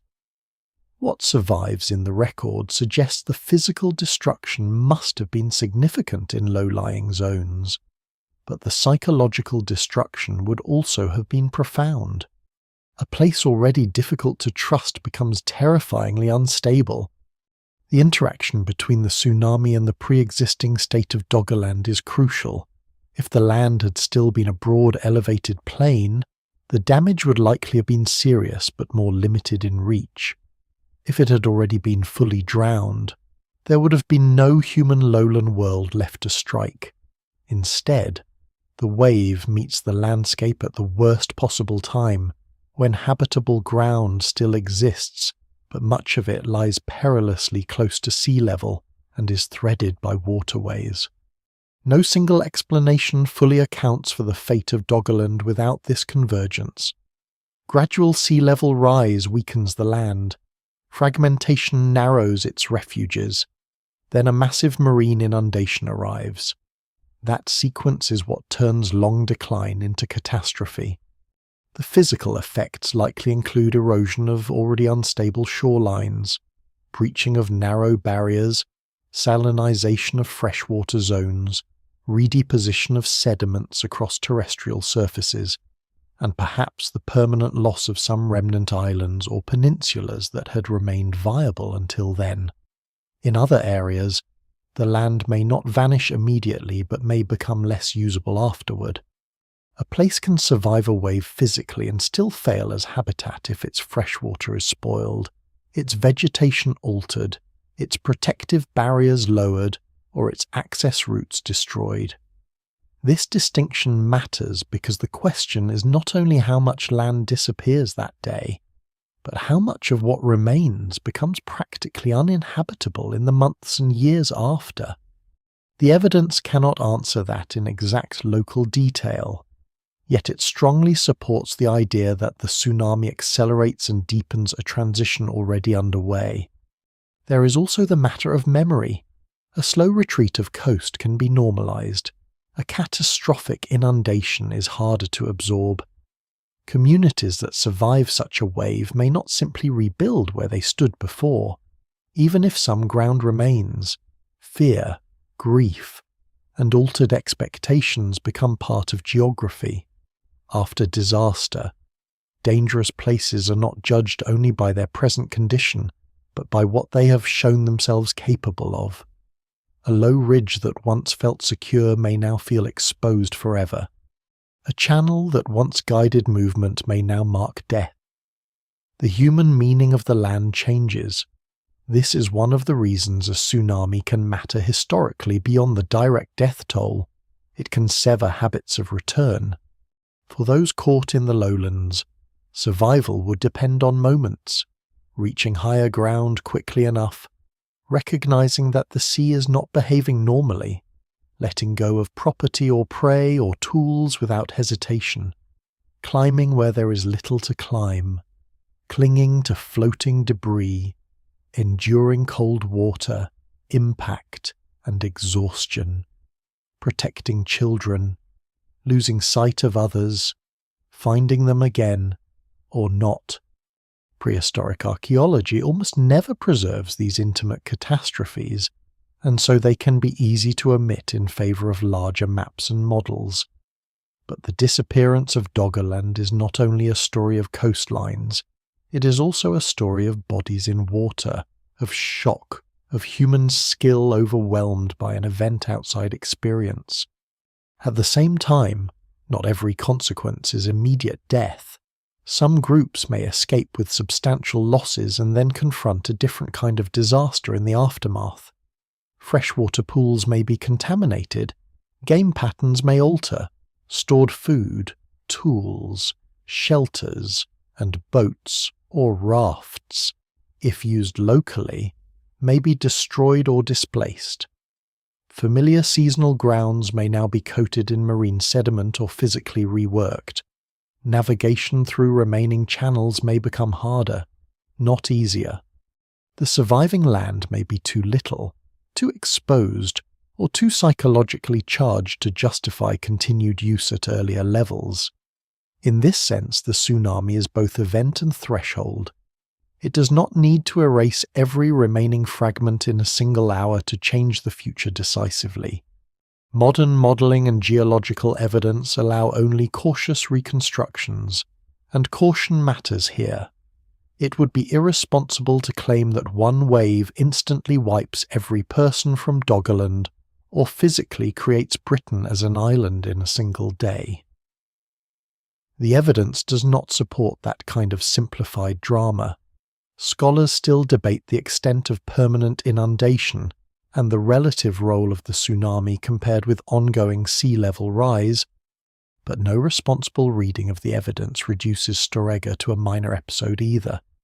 The wave strikes a weakened world and almost certainly renders parts of it unlivable or far more dangerous than before. It may destroy communities directly and push survivors away from the drowned frontier for good. In historical terms, that is more than enough. When the water finally draws back, what remains of Doggerland is not simply less, it is changed in kind. The remnants of the old land bridge are no longer just shrinking. They are haunted by proof that the sea can reach farther and faster than anyone living there might have imagined. Paths have been erased, camps washed out, marshes rearranged, boundaries redrawn. The old confidence that adaptation will be enough has suffered a blow as real as the physical one. And in that altered landscape, survivors have decisions to make: where to go, what to trust, which grounds to abandon, and whether the broken world between Britain and Europe is still worth the risk of return. After the wave, the silence would have its own weight, not the peaceful silence of a settled marsh at dawn, not the distant hush of mist lying over reeds and water, but the stunned absence that follows violent inundation, when the ordinary sounds of a place no longer align with what the place has become. A channel may still be there, but widened, cut differently, full of debris, salt, and silt. A stand of trees may remain on higher ground, but with broken edges and drowned roots. Birds may return quickly, because the natural world does not grieve in human time. Yet for the people who survive, the landscape now contains fresh evidence that memory is no longer a guide. It can be trusted to be. Doggerland had already been changing for generations. Now it has changed in a new way. It has become a place that has demonstrated its power to kill without warning.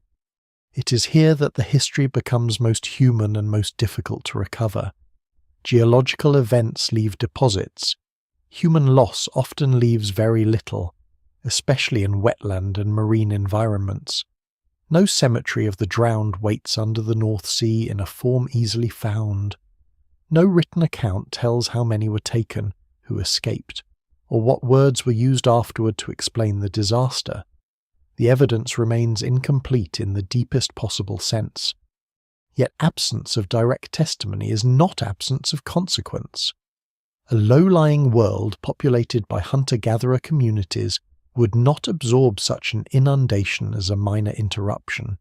Even survivors on higher or more protected ground would face an altered practical reality.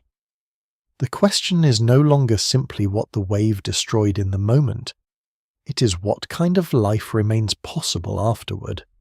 For some, the answer may be immediate movement away. A camp swept out once is not an easy place to trust again. A freshwater source contaminated by marine flooding cannot simply be wished back into safety. Familiar routes become suspect when the topography that organized them has been rearranged. People living close to the margins would likely have understood better than anyone the difference between seasonal hardship and genuine structural danger. They may not have known the source of the tsunami, but they would know what the land now feels like. If a marsh edge has been cut open, if channels are deeper or newly linked, if storm exposure now reaches farther inland, then the landscape itself is delivering a verdict. Some zones are no longer dependable in the way they once were. For others, leaving may not be immediate or complete. Human beings often remain in damaged places longer than later observers expect, especially if those places still hold resources, memory, and partial usability. A surviving ridge may still support camp, A fish-rich channel may still attract return visits. A remnant island may still serve as a seasonal stop. What survives in the record suggests that late Doggerland is already a patchwork, and patchworks encourage uneven response. One group may decide a place is finished, another may attempt to continue using it in a changed way. A region may be abandoned as a core living landscape, while still being revisited at intervals.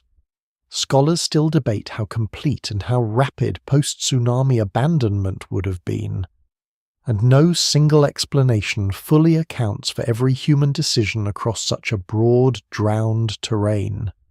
But the direction of pressure is clear. The margin for safe persistence has narrowed further.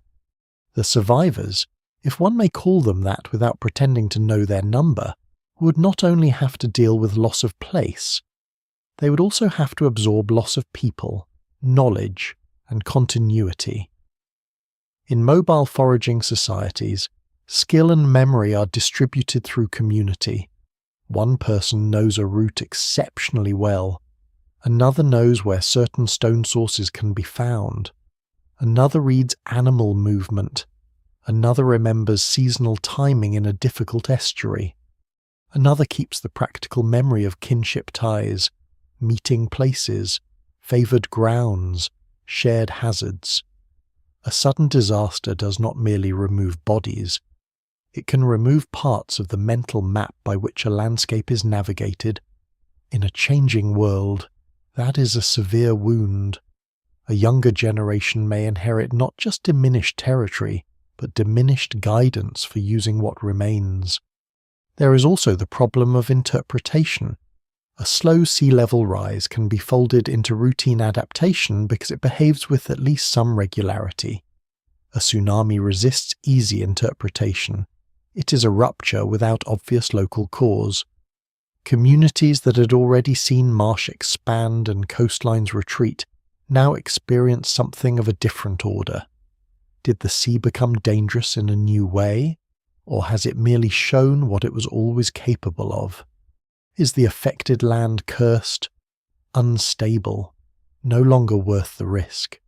Prehistoric people are often imagined as existing outside analysis, as if they merely endure events without forming judgments about them.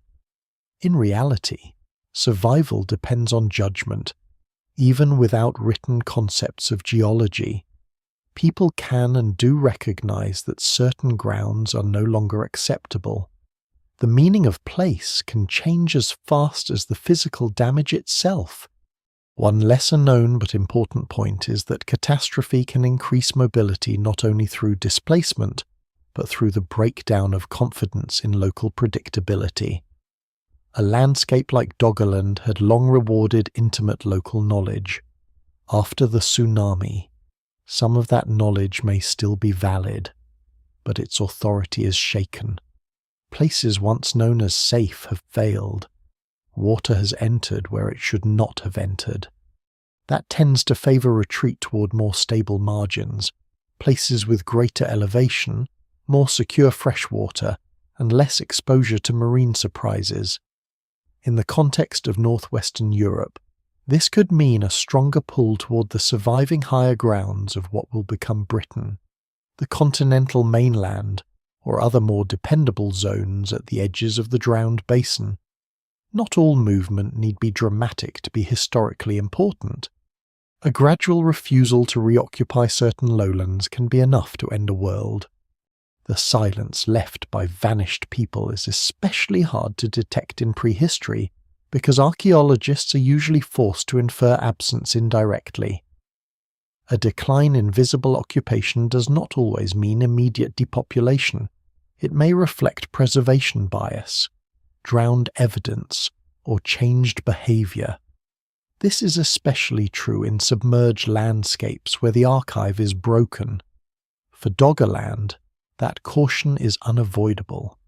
The seabed has hidden, eroded, and scattered much of what once existed there.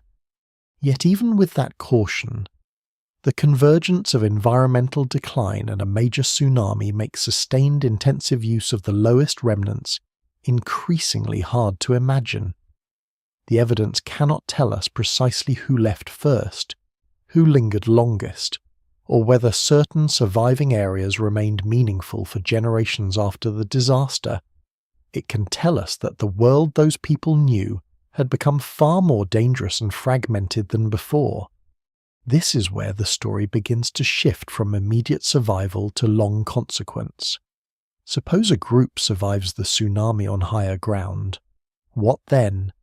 They still need fresh water, game, workable routes, reliable seasonal expectations, and a future for children not built on constant retreat. If the remaining Doggerland fragments can no longer provide that with sufficient security, then movement away is not a surrender.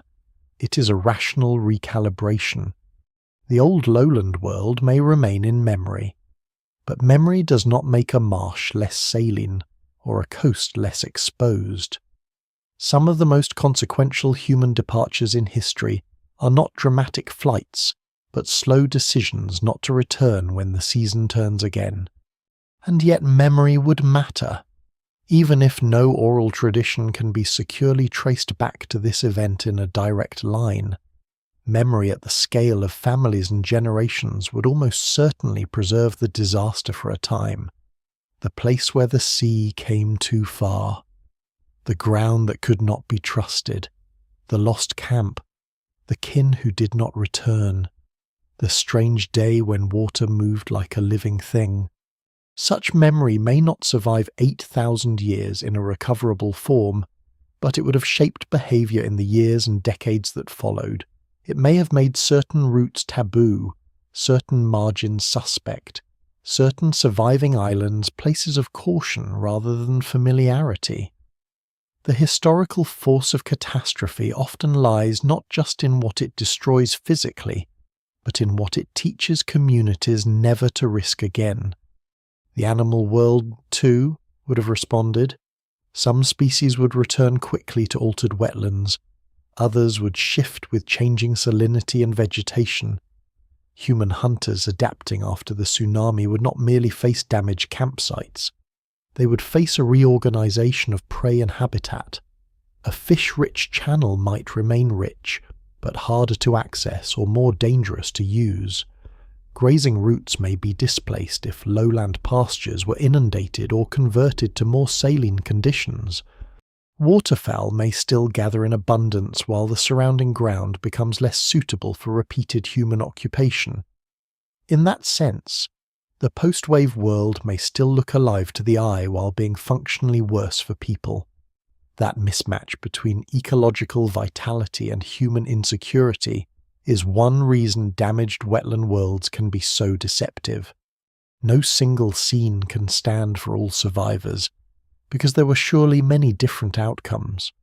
Some may have died quickly in the surge, some may have escaped with almost nothing, some may have lost particular relatives or tools but retained their wider network. Some may have moved inland at once, others may have tried for a time to continue, but taken together, the logic points in one direction. The tsunami is not the whole cause of Doggerland's end, yet it likely converts lingering possibility into deep uncertainty. It turns a difficult frontier into a damaged one. It accelerates the human thinning of the lowlands even where it does not erase them physically. By the end of this phase, the story of Doggerland is no longer mainly about a living central world between Britain and Europe. It is about remnants, departures, and the growing weight of water as divider rather than medium of life. The survivors carry forward what they can: skills, memories, kinship, and the ability to adapt that had already kept them alive through generations of environmental change. But they carry those things into a geography with fewer options. The drowned plain is not yet fully gone, but its human future has darkened sharply. And as those futures contract, another transformation becomes clearer. Britain is beginning to separate not just in the physical sense of narrowing land connections, but in the lived sense that the route between it and the mainland is becoming harder to inhabit, harder to trust, and harder to preserve. Britain does not become an island in the way a door closes. There is no single morning when the people living in northwestern Europe wake to find a clean new fact in place, neatly dividing yesterday's continent from today's separate land. The transformation is slower, more ambiguous, and far more entangled with the drowning of Doggerland than any simple image suggests. Yet by this stage in the story, after millennia of rising seas and the shock of the Storega tsunami, the direction is unmistakable. The broad terrestrial connection that once made Britain part of a larger northern plain is failing. What had long been a lived corridor between Britain and the mainland is becoming narrower, wetter, riskier, and finally discontinuous in ways that matter deeply to human life. It helps to begin with what Britain's later island status can easily conceal. For most people looking at a modern map, the sea around Britain feels permanent, almost ancient beyond question. The English Channel, the North Sea, the separation from continental Europe, these seem like basic features of geography rather than the outcomes of long environmental change. But deep prehistory tells a different story. The seas that define Britain's insularity are not timeless barriers. They are relatively recent arrangements in the scale of human occupation. Before them lies a much longer period when movement on foot between what is now Britain and the mainland is possible across exposed lowlands and connected terrain. The making of the island is therefore not a starting point, it is an ending. That ending unfolds through several overlapping processes. One lies to the south, in the long and complex history of the Channel region, where ancient erosional events and changing sea levels gradually shape a marine corridor between Britain and France. Another lies to the east and northeast, where Doggerland, the low country between Britain and continental Europe, is progressively inundated by post-glacial sea level rise. Neither process alone tells the whole story. No single explanation fully accounts for Britain's insularity, without considering both the inherited geological structure of the region and the drowning of the surrounding lowlands. What matters here is that by the early Holocene, these processes are converging. Water is no longer a temporary feature at the margins. It is becoming the medium that defines the margins themselves. The loss of Doggerland is central because it removes not just land but a particular kind of land, broad, low, habitable, connective terrain. This is important. Britain is not separated only by the drowning of a narrow neck or a single channel. It is separated by the disappearance of an entire zone of marshes, river plains, wetlands, residual ridges, and gradually broken lowlands that once allowed movement, habitation, and ecological continuity. The old connection is not merely cut, it is submerged in stages, transformed first into a degraded frontier and then into open water and shoals. By the time marine conditions fully dominate, the loss is not abstract. It is the disappearance of routes, camps, memories, and ordinary terrestrial movement. This means that Britain becomes an island in the lived sense before it becomes one in the clean cartographic sense. There's difference between technical connection and practical connection. A few surviving low corridors, tidal crossings, or unstable remnants of land may still exist for a time without preserving the older reality of a connected world.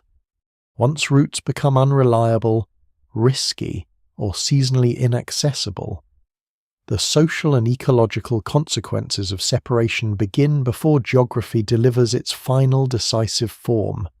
A land bridge that cannot be trusted is no longer the same thing as a land bridge. A drowned frontier no longer works as a corridor simply because some fragments remain above water. This is one reason scholars still debate the timing in nuanced ways.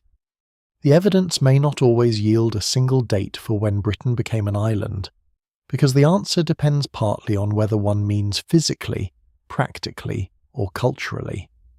The Storegga tsunami enters this question not as the sole cause but as an accelerator.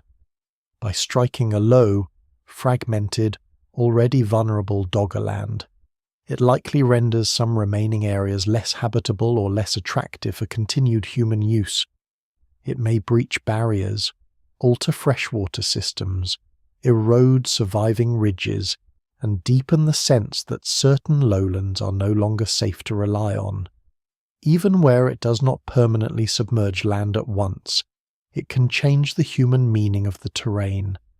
A route that still exists physically but has become associated with catastrophic risk does not function in the same way it once did.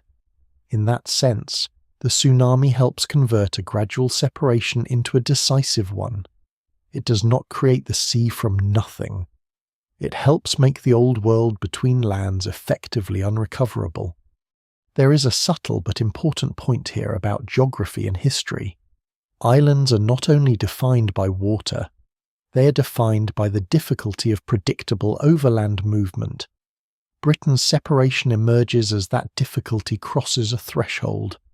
A broad plain can support animal migration, human travel, and ecological continuity. A narrowing marshland world can still do so, but with growing friction.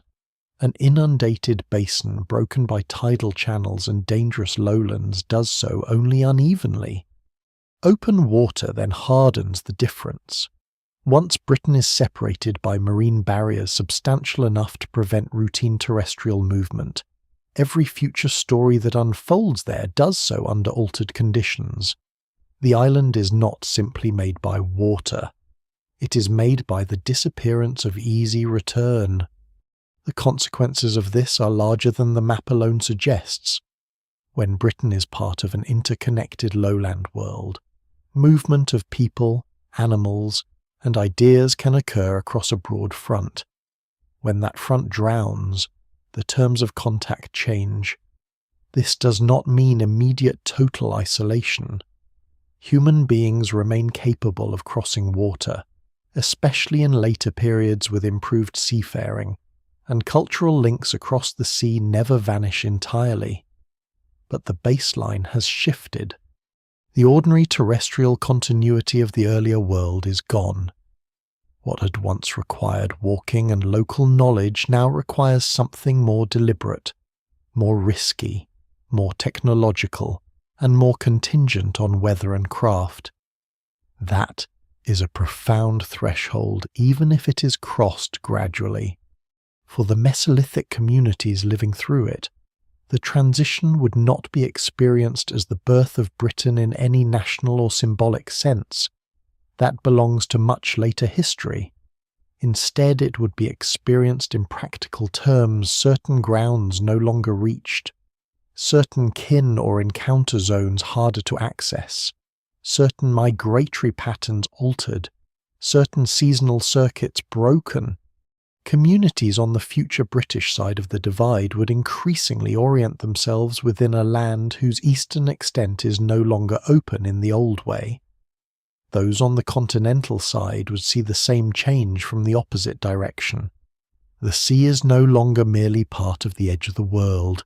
It is becoming the thing that separates one familiar region from another. One lesser known but revealing aspect of this transition is how ecological separation can precede or accompany human separation. As land corridors drown, animal distributions may shift, plant communities become divided, and freshwater and marine systems reorganize. Britain's later ecological distinctiveness is shaped partly by this altered connectivity. Not every species responds the same way or at the same pace, but the broader principle matters. The making of an island affects more than people. It changes the pathways along which life itself moves. The drowned plain had once been a zone of exchange not only for humans, but for ecosystems. Its loss redraws those flows. At the same time, It would be misleading to imagine the newly forming island as instantly enclosed by stable coastlines. Early insularity is itself dynamic. Coasts continue to erode, estuaries deepen or shift. Low areas remain vulnerable. The margins of Britain in the early Holocene are not finished products. They continue to evolve under rising seas and changing sediment patterns. Scholars still debate the precise timing of some coastal developments and how different marine incursions interact across the wider region. But by now the essential point holds. Whatever land once tied Britain securely to continental Europe is no longer functioning as it once did. The familiar world of walking from one to the other through low country has ended.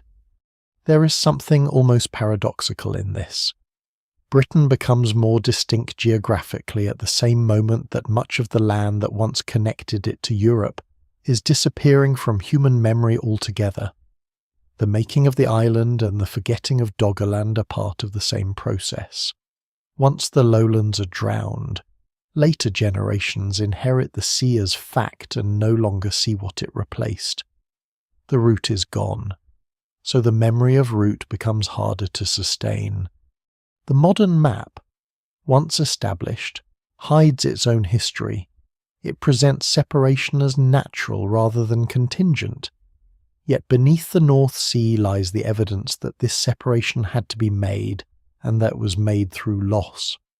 For survivors and descendants of those who once moved through Doggerland, the new geography would shape possibility in ways too gradual to dramatize and too profound to dismiss. Travel changes, resource territories shift, social horizons adjust. The old eastern lowlands are no longer part of the dependable world. Britain, increasingly bounded by water, begins a different environmental future. Not a magically isolated one, not a destiny-driven island kingdom, but a region whose relation to the continent has become materially different because the land that once joined them is gone. This is the heart of the transformation. A massive wave may have been the unforgettable shock. Rising seas may have been the patient force, but together they produce a new geography in which Britain stands apart in a way it once did not. The continent has not moved away. The land between has drowned. And once that drowning crosses its final threshold, the map of Europe is no longer organized by the old lowland bridge. It is organized by water. That water will go on shaping history for thousands of years, but its first triumph is already complete.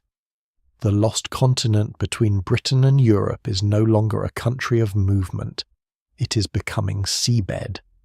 The vanished world beneath the North Sea does not return through a single spectacular discovery. It returns in fragments, and for a long time those fragments seem almost too strange, too disconnected, to belong to one coherent landscape. A fisherman hauls up a worked flint from a place where only fish and shell should come from the seabed. Another brings up bones of animals that do not belong to the modern marine environment. A dredging operation turns out antlers, peat, bits of wood, traces of a terrestrial world where there should be only sediment laid down underwater. At first, such finds can be treated as curiosities, the sea giving back odd relics from an earlier age. But over time, the pattern becomes harder to ignore. The bottom of the North Sea is not merely a marine surface. It is a drowned archive. That archive is difficult to read because it has been flooded, buried, eroded, stirred by currents, cut by trawls, disturbed by extraction, and hidden under later deposits. Yet it remains astonishingly rich. One of the most compelling facts about Doggerland is that modern knowledge of it has been built not from one great ruin, but from the patient accumulation of indirect clues. There is no submerged stone city rising intact from clear water. There are instead layers of peat, pollen preserved in sediment, drowned tree stumps, relict land surfaces, animal remains, human-made tools, and the mapped shapes of ancient river channels buried beneath the seabed. What survives in the record suggests that the North Sea floor still contains the contours of a once-living geography. But understanding that geography requires a kind of archaeology far more dependent on inference and reconstruction than most people imagine when they hear the word. Some of the earliest hints come, fittingly, by accident. North Sea fishermen have for generations brought up unexpected remains in their nets: mammoth bones, antlers from red deer or giant deer, prehistoric animal fragments. Even worked flints and human artifacts have emerged from places now far offshore. These finds are not always recovered in ideal archaeological context. That is one of the challenges. A trawl does not carefully excavate a stratified site. It drags, scrapes, lifts, and mixes. Still, repeated recoveries from the seabed make one thing increasingly clear before it was a sea. This basin had been land capable of supporting large terrestrial animals and human activity. The old suspicions harden into something more precise. A particularly revealing source of evidence comes from peat. Peat is the compressed residue of waterlogged plant matter, the material of marshes and wetlands that accumulate over long spans when terrestrial or freshwater conditions persist. When peat is found beneath marine sediments or dredged from offshore zones now under seawater, it signals that those places were once not only above sea level, but wetland landscapes capable of sustaining vegetation on land. Buried peat beds in the North Sea are therefore not minor anomalies. They are among the strongest indicators that wide areas of the basin once held marshes, swampy woodlands, floodplains, and peat-forming lowlands before marine transgression overtook them. In some cases, drowned tree remains still rooted in place reveal former forest or woodland edges preserved under later deposits, offering a stark physical image of terrestrial life interrupted by water. Another line of evidence lies in ancient river systems. Modern marine geophysical surveys, especially those carried out for offshore energy exploration and seabed mapping, have transformed the understanding of Doggerland by revealing the buried topography beneath the sea floor.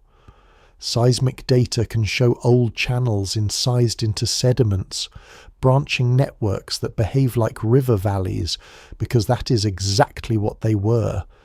These are not vague impressions.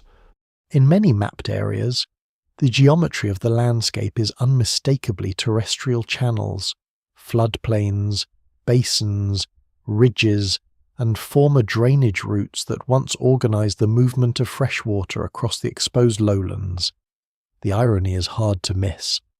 Technologies developed to exploit the North Sea for modern industry have also become some of the most powerful tools for recovering the memory of the world beneath it. Pollen adds another layer, quieter but no less important. Tiny grains preserved in cores extracted from submerged sediments can reveal the plant communities that once occupied the drowned landscape. Birch, pine, hazel, grasses, reeds, and other taxa, depending on time and place, allow scientists to reconstruct changing environments across the post-glacial period. From pollen and plant macrofossils, it becomes possible to infer where woodland stood, where marsh spread, where open ground persisted, and how vegetation responded as sea level rise and salinity altered the basin over time. The evidence remains incomplete, as it always does in a submerged context. But no single explanation for Doggerland survives scrutiny unless it accounts for these ecological signatures. They demonstrate not an empty exposed shelf, but a dynamic terrestrial environment supporting varied habitats. Artifacts sharpen the human side of the picture. Worked flints recovered from the North Sea floor, along with bone and antler tools from comparable submerged or coastal contexts, are among the clearest signs that people once moved through these landscapes. A flint blade is not just a stone. It is an argument. It tells of intention, skill, raw material selection, maintenance, transport, and use in a place where no human being can now stand without a boat overhead. But underwater artifacts bring their own problems. Many are found out of original context, displaced by trawling or dredging, which makes precise interpretation difficult. Scholars still debate the density and pattern of occupation in different parts of Doggerland, partly because the artifacts rarely arrive wrapped in perfect stratigraphy. Yet taken together with the environmental evidence, they confirm what common sense increasingly suggests: the drowned land is not only geological, it is cultural. One lesser known but especially evocative category of evidence is the submerged forest. Along some coasts around Britain and the southern North Sea, low tides occasionally reveal tree stumps and rooted horizons emerging from mud or sand, the remnants of woodlands drowned by rising seas. Though not all of these remains belong directly to Doggerland in a narrow sense, they form part of the same broader post-glacial story. They are moments when the old terrestrial world briefly shows itself. A line of stumps in wet sand is not merely picturesque. It is testimony that the shore used to be elsewhere, that the ground now claimed by sea once held trees, soils, and dry footing. These drowned forests have long fed local stories and imaginations, but in scientific terms they are valuable reference points for understanding how quickly and extensively the coast has moved. The challenge, however, is always synthesis. It is one thing to know that bones, peat, artifacts, and channels exist. It is another to assemble them into a coherent map of time and place. Doggerland is not preserved as one frozen moment. It changes over millennia, and the evidence belongs to different phases of that change. A river channel may belong to one period, a peat layer to another, a tool dropped or lost at still another. Some surfaces are buried deeply. Others have been partly eroded away. Some areas of the seabed preserved beautifully. Others have been scoured or disturbed. That is why the reconstruction of Doggerland remains a work of cautious accumulation rather than certainty. Scholars still debate the precise timing of some environmental shifts, the exact layout of surviving late-stage islands and wetlands, and the degree to which the Storegga tsunami permanently altered particular zones. The archive is rich, but it does not yield all answers at once. Even so, the cumulative picture has become remarkably persuasive. There was once a substantial habitable landscape where the southern and central North Sea now lie. It held rivers, marshes, woodland, animals, and human communities. It was progressively transformed by post-glacial sea level rise. By the early Holocene it had become fragmented and vulnerable. Around 6,200 BCE, a major tsunami associated with the Storegga slide struck the region, likely compounding its decline. Britain's separation from continental Europe was bound up with the drowning of this lowland world. Each of those statements rests not on fantasy or romantic longing, but on converging geological, paleo-ecological, and archaeological evidence. What makes this evidence so compelling is that it changes the imaginative map of Europe. Once Doggerland is understood, the North Sea can no longer be seen simply as an ancient, featureless body of water dividing nations that were always separate. It becomes a place layered over an absence. Tankers, ferries, fishing fleets, wind farms, and oil platforms occupy space above drowned forests and buried river valleys. Modern political borders float over prehistoric terrain. A sea that now functions as separation once functioned as connection. The seabed is not empty in historical terms. It is crowded with lost geography. There is also a certain humility in the way this knowledge has been assembled. The history of Doggerland has not come from one discipline alone. Geologists, marine surveyors, archaeologists, paleoecologists, paleoclimatologists, and specialists in offshore industry data all contribute pieces. No single method can recover the whole. This is fitting in a way, because the drowned landscape itself was a meeting place of systems, land and sea, river and marsh, human movement and ecological change. To rediscover it requires a similar joining of perspectives. It is one of those rare historical reconstructions where technology designed for the future has become essential for understanding deep prehistory. And still, for all that has been learned, much remains hidden. Vast areas of the North Sea floor have never been examined at the resolution that archaeologists would ideally want. Countless artifacts may lie buried beyond recovery or already destroyed by natural and industrial disturbance. Campsites, kill sites, paths, and dwelling places may have vanished without trace. The evidence remains incomplete not because the story is doubtful, but because the sea is an uncompromising keeper of archives. It preserves and destroys at the same time. That tension gives Doggerland its peculiar power. We know enough to see that a world was there. We do not know enough to restore it fully. It survives as a landscape outlined by clues, a country inferred from what the water reluctantly gives back. Once the existence of the drowned landscape becomes more than a suspicion, the task changes from proving that it was there to asking what, exactly, it looked like and how its life unfolded through time. This is where Doggerland becomes one of the most remarkable exercises in scientific reconstruction in modern archaeology. The world beneath the North Sea cannot be excavated in the ordinary way, trench by trench, wall by wall, as one might uncover a buried town on dry land. It must be rebuilt from signals, layers, patterns, and absences. Scientists are not simply digging up a lost country.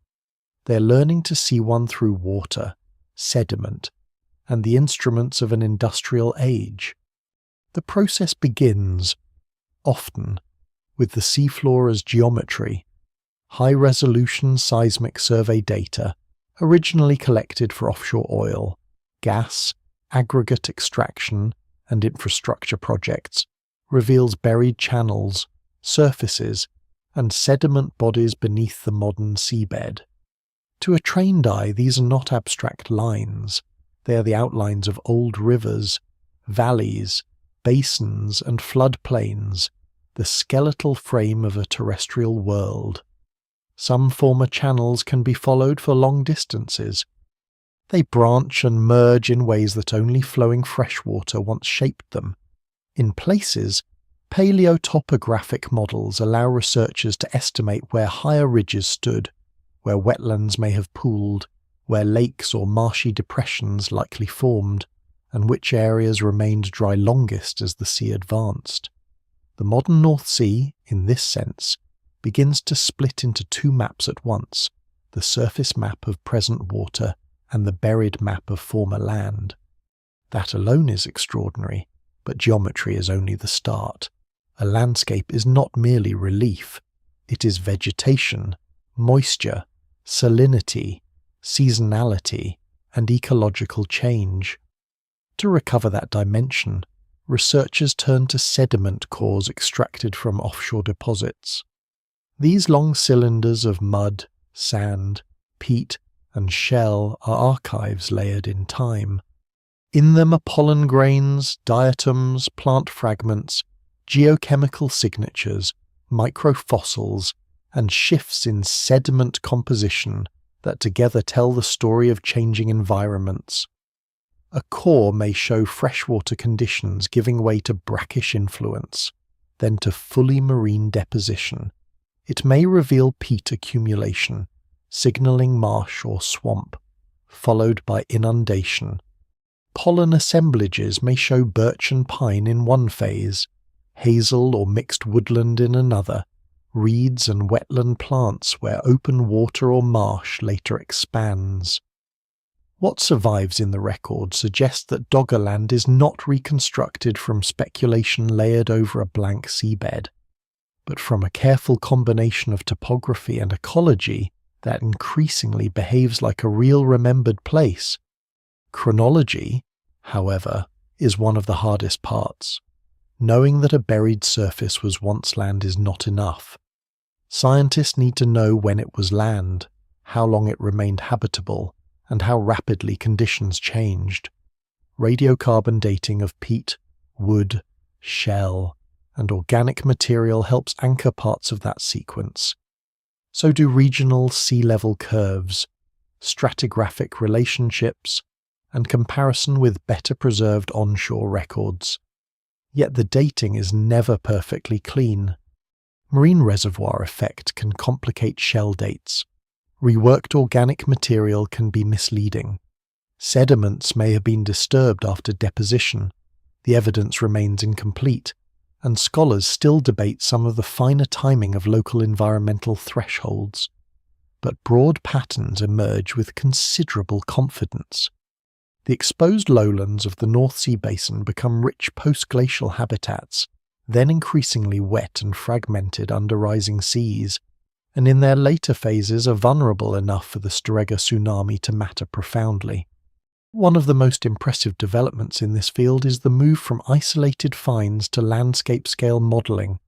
Instead of treating each dredged artefact or buried peat lens as a separate curiosity, researchers increasingly ask how all the pieces relate spatially.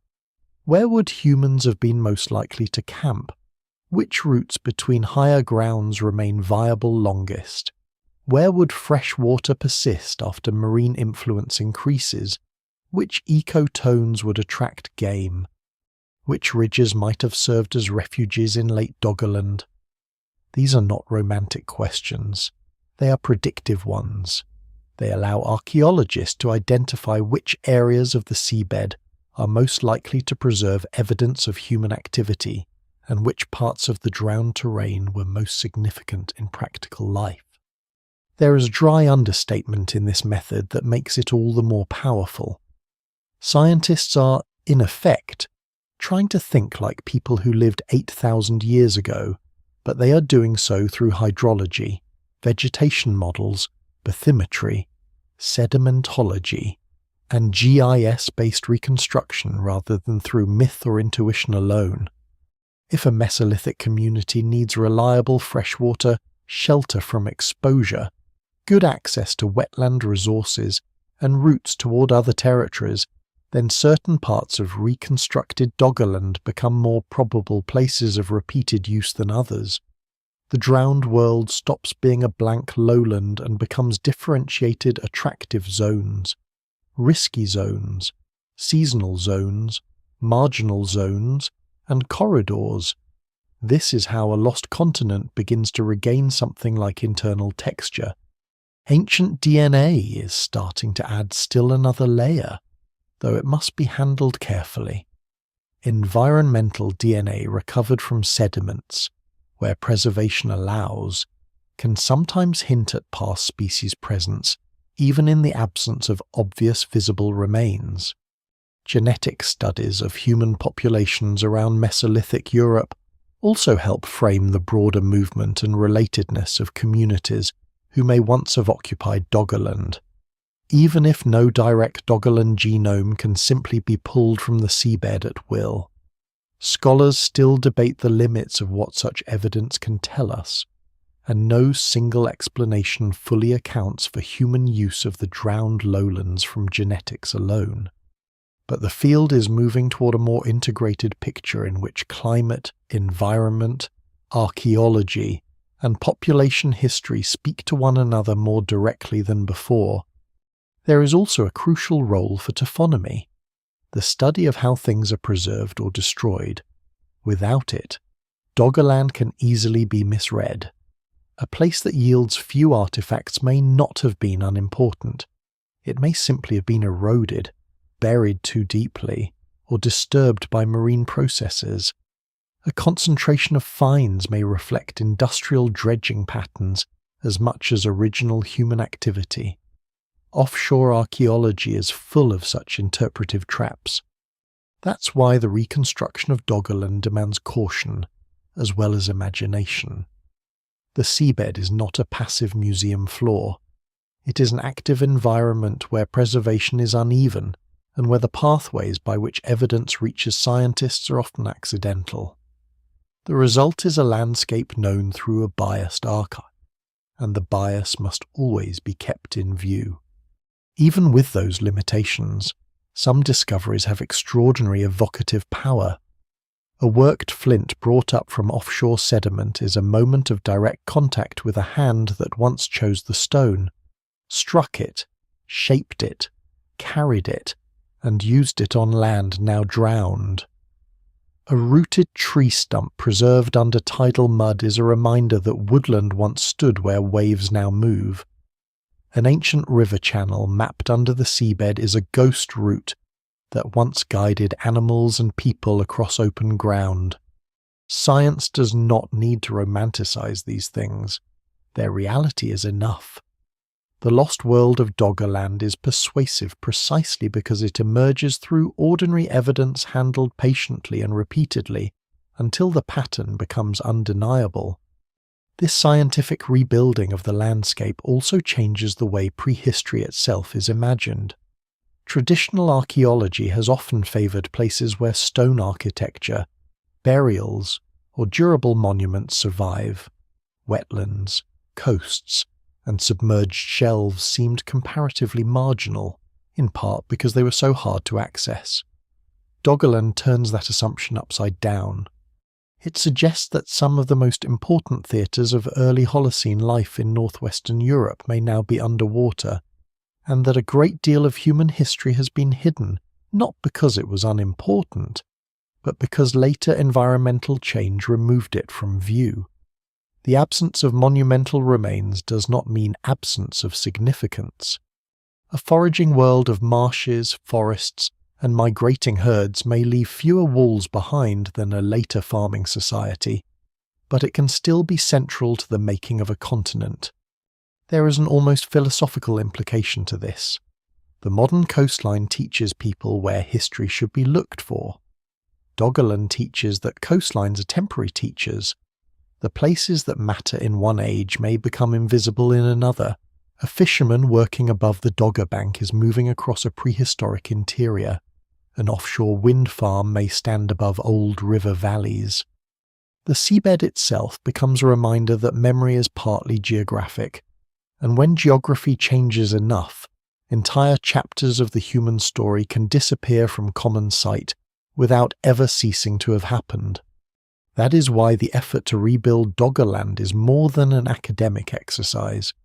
It is a test case for how deep history can be recovered from landscapes transformed almost beyond recognition.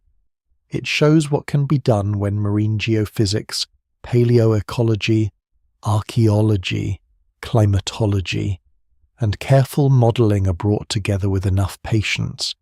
It also reveals how much remains beyond reach. Large portions of the drowned plain are still poorly sampled. Many future discoveries will depend on cooperation with industry, chance recoveries, and advances in underwater survey. The archive remains incomplete, but it is no longer mute. And once a lost landscape can be reconstructed this way, another question naturally follows. If whole countries can vanish underwater and still leave enough clues to be slowly reassembled, what happens to their memory in the human imagination? Does any trace of such drowning survive beyond sediment and pollen? Do later peoples, living on the margins of the new sea, carry stories of lost lands, devouring waters, or drowned worlds that preserve, however distantly and imperfectly, an echo of what happened here? Science can map a riverbed under the North Sea. It is less certain what to do with memory when it no longer has a stable shoreline attached to it. Once a landscape disappears beneath the sea, memory becomes difficult to track. Not impossible, but difficult in a way that forces caution. Human beings tell stories about floods almost everywhere. There are rivers, coasts, estuaries, storms, and fragile shores. Water is one of the oldest forces of fear and imagination because it so easily crosses the line between giver and destroyer. It feeds, transports, reflects light, marks boundaries, and then, under the wrong conditions, takes fields, houses, boats, animals, and people without asking permission. So when later traditions speak of drowned lands, lost coasts, sunken kingdoms, or vast inundations, the temptation is always there to reach backward and connect them directly to real prehistoric events like the drowning of Doggerland. It is a tempting thought, and not an absurd one. But the evidence remains incomplete, and this is exactly where discipline matters. The first thing to say plainly is that no surviving text, legend, or oral tradition can be securely traced in an unbroken line back to the final flooding of Doggerland or the Strega tsunami. 8,000 years is an immense span. Languages change beyond recognition. Populations move, mix, split, and disappear. Stories migrate between places, attach themselves to new landscapes, and absorb later meanings. To claim that any specific flood myth is simply a preserved report from Doggerland would go much too far. Scholars still debate how far oral traditions can preserve memories of environmental change across very long timescales, and no single explanation fully accounts for why some stories remain attached to ancient events while others drift, merge, or vanish entirely. What can be said more carefully is that societies living near coasts often retain cultural memory of dangerous waters, lost margins, and drowned ground, and some of those memories may be deeper than the written record. Around the coasts of Britain and northwestern Europe there are many later stories of submerged lands. Wales has the legend of Cantre'r Gwaelod, the lowland kingdom said to have been drowned by the sea. Brittany has the story of Yi, swallowed by the waters. Along various shores there are traditions of church bells heard under the waves, forests seen at low tide, roads and fields hidden beneath estuarine mud. Much of this belongs to the medieval and early modern imagination, shaped by moral storytelling, Christian symbolism, local coastal erosion, and the very real experience of storm surges and shifting shorelines. These tales are not evidence of direct continuity from Mesolithic Doggerland, but they do reveal something important about the human relationship with coasts. People notice when land disappears, and they often narrate that loss in ways that preserve a memory of the sea as a taker of inhabited ground. That matters because the landscapes around the North Sea and Atlantic fringe have indeed changed dramatically within humanly memorable and semi-memorable time in many periods. Not only in deep prehistory, coastal marshes have been inundated, estuaries have migrated, barrier systems have failed, storms have erased settlements, peat beds and drowned forests have appeared in tidal zones, startling later communities with visible proof that the sea once stood elsewhere. A rooted stump exposed on a beach can do strange things to the imagination. It is both evidence and invitation. It tells observers that the map has not always looked the way it does now, and in doing so it makes stories of lost land easier to believe, because in a limited sense they are true. The difference is that visible drowned forests on a modern shore can generate new stories without requiring an unbroken memory from the Mesolithic. The sea itself keeps reteaching the lesson. There is a useful distinction here between cultural echo and historical continuity.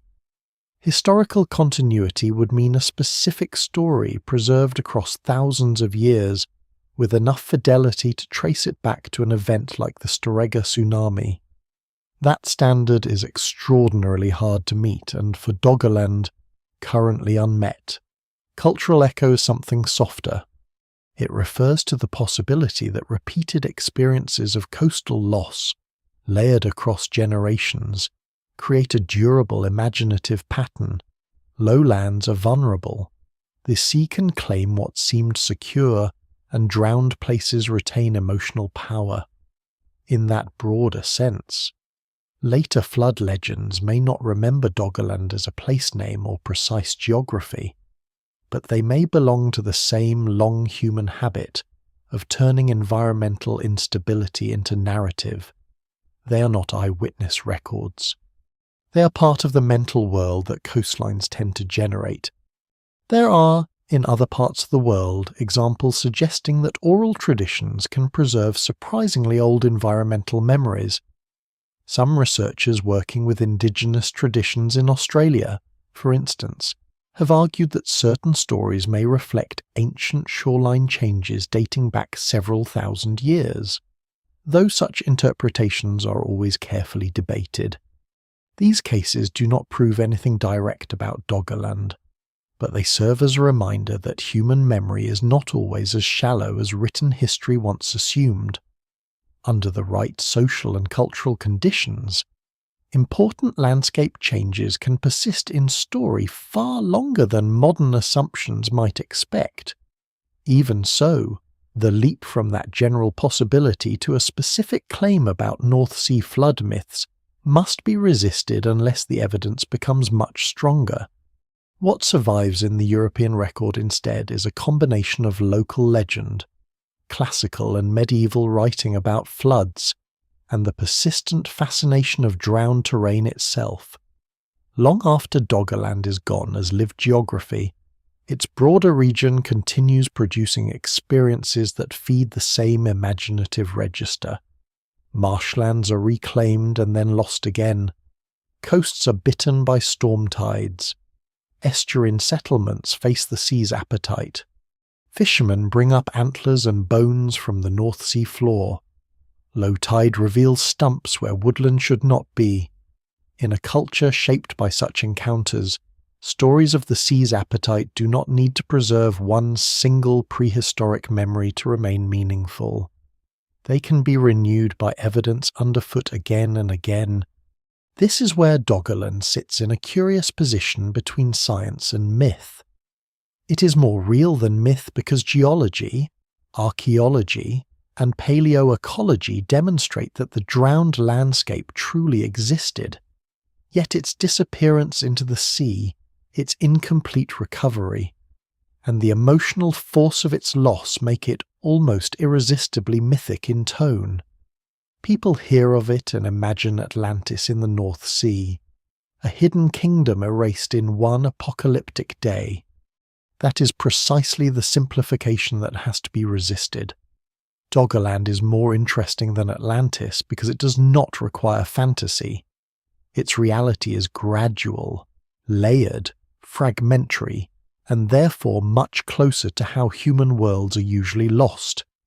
If later stories of drowned lands resonate with it, they do so not because Doggerland is a literal folklore kingdom, but because it occupies the same emotional territory, the sense that inhabited ground can vanish and leave the living looking out over water that once had paths.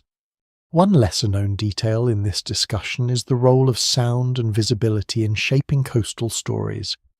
Along some tidal shores, submerged peat beds, tree stumps, and older surfaces become visible only under very specific conditions. They appear, then vanish again under water or mud. That intermittent visibility gives them an uncanny quality. They are not fully present but not wholly gone. Such places naturally attract explanations and stories, especially in pre-modern communities living close to seasonal rhythms. A drowned world glimpsed in fragments is often more powerful in folklore than one plainly displayed. Doggerland, by contrast, lies mostly beyond sight altogether, beneath open sea. It needed modern instruments to recover it, but the same human imagination that once attached stories to visible drowned forests is easily drawn to the idea of a much larger lost world offshore. The harder question is whether any people living after Doggerland's flooding might have preserved shorter-term memory of it in ways that mattered, even if that memory did not survive into identifiable later legend. Here the answer is almost certainly yes, at least for a time. Survivors of late Doggerland and their descendants would have carried direct and indirect memory of disappearing ground, dangerous seas, abandoned routes, and places that could no longer be reached. For them, the drowned plane would not yet have been myth. It would have been recent loss, but that kind of memory may last only a handful of generations before the physical reference become too distant. Once a place is inaccessible and submerged, even grief begins to detach from geography. A grandson hears of a marsh crossing his grandmother once knew, but if he can never walk it himself, the place starts to move from practical memory into something more like story. Over longer spans, story itself may dissolve or attach to nearer, more visible examples of the same kind of loss. So scholars are right to be careful. It is legitimate to wonder whether later flood traditions around the coasts of Britain and Europe carry some extremely faint echo of prehistoric drowning. It is not legitimate to present that as established fact. The most responsible position is also, in a way, the most interesting one. Human beings have lived for thousands of years on shores that are unstable, and they have repeatedly turned coastal change into narrative. Doggerland belongs to the deepest and largest version of that pattern known in northwestern Europe. Later flood stories may not directly remember it, but they arise from a coastline-haunted mental world in which land loss, sea fear, and drowned memory are persistent themes. That perspective widens the meaning of Doggerland. It is not only a geological event or an archaeological puzzle, it is part of a larger human truth about coasts that the edge between land and sea is never as fixed as people wish it to be, and that cultures often sense this long before science measures it. A map may suggest permanence. A story about drowned bells or vanished fields suggests the opposite. Between them lies Doggerland, no longer visible, not securely remembered in tale, yet somehow still present in the kind of stories coastal peoples keep telling. The sea has erased the ground, but not the possibility that such erasures continue to trouble the imagination. And that is why the disappearance of Doggerland matters beyond its own moment. Once the land bridge is gone and Britain stands apart, the consequences do not end with memory and myth. They spread into ecology, movement, settlement, and the long shape of later history. A drowned world becomes, in time, a reshaped world. The sea that took the lowlands also helped create new boundaries, new pathways, and new futures on either side of the water. Once the low world between Britain and the continent is gone in any practical sense, the consequences begin to accumulate in ways no one living at the time could fully see. The drowning of Doggerland is not merely the end of a place. It is the beginning of a different geography of movement, ecology, and human possibility across northwestern Europe. In deep prehistory, consequences are rarely tidy. There is no proclamation announcing that a threshold has been crossed. No border is drawn. No one names the moment, but the structure of life changes all the same. A land bridge that once allowed people and animals to pass through a broad, low plain is replaced by water, shoals, tidal margins, and the growing need for maritime skill wherever contact remains possible. Britain's future is altered not by destiny, but by the removal of terrain. One immediate consequence is friction. Friction in movement, friction in contact, friction in the flow of resources and habits. When Britain is joined to the mainland by usable land, travel does not require special craft. favourable weather, or the willingness to trust open water. It requires time, local knowledge, and endurance, but it remains terrestrial. Once the connection drowns, that easy baseline is gone. This does not mean that people stop crossing.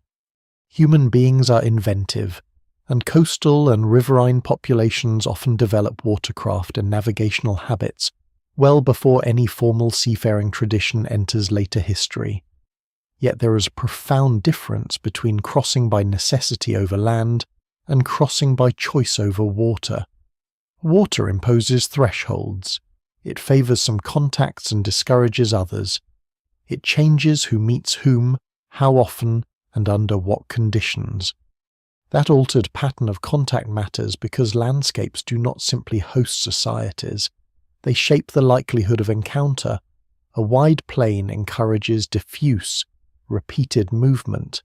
A sea channel concentrates movement into fewer, more deliberate acts, over generations.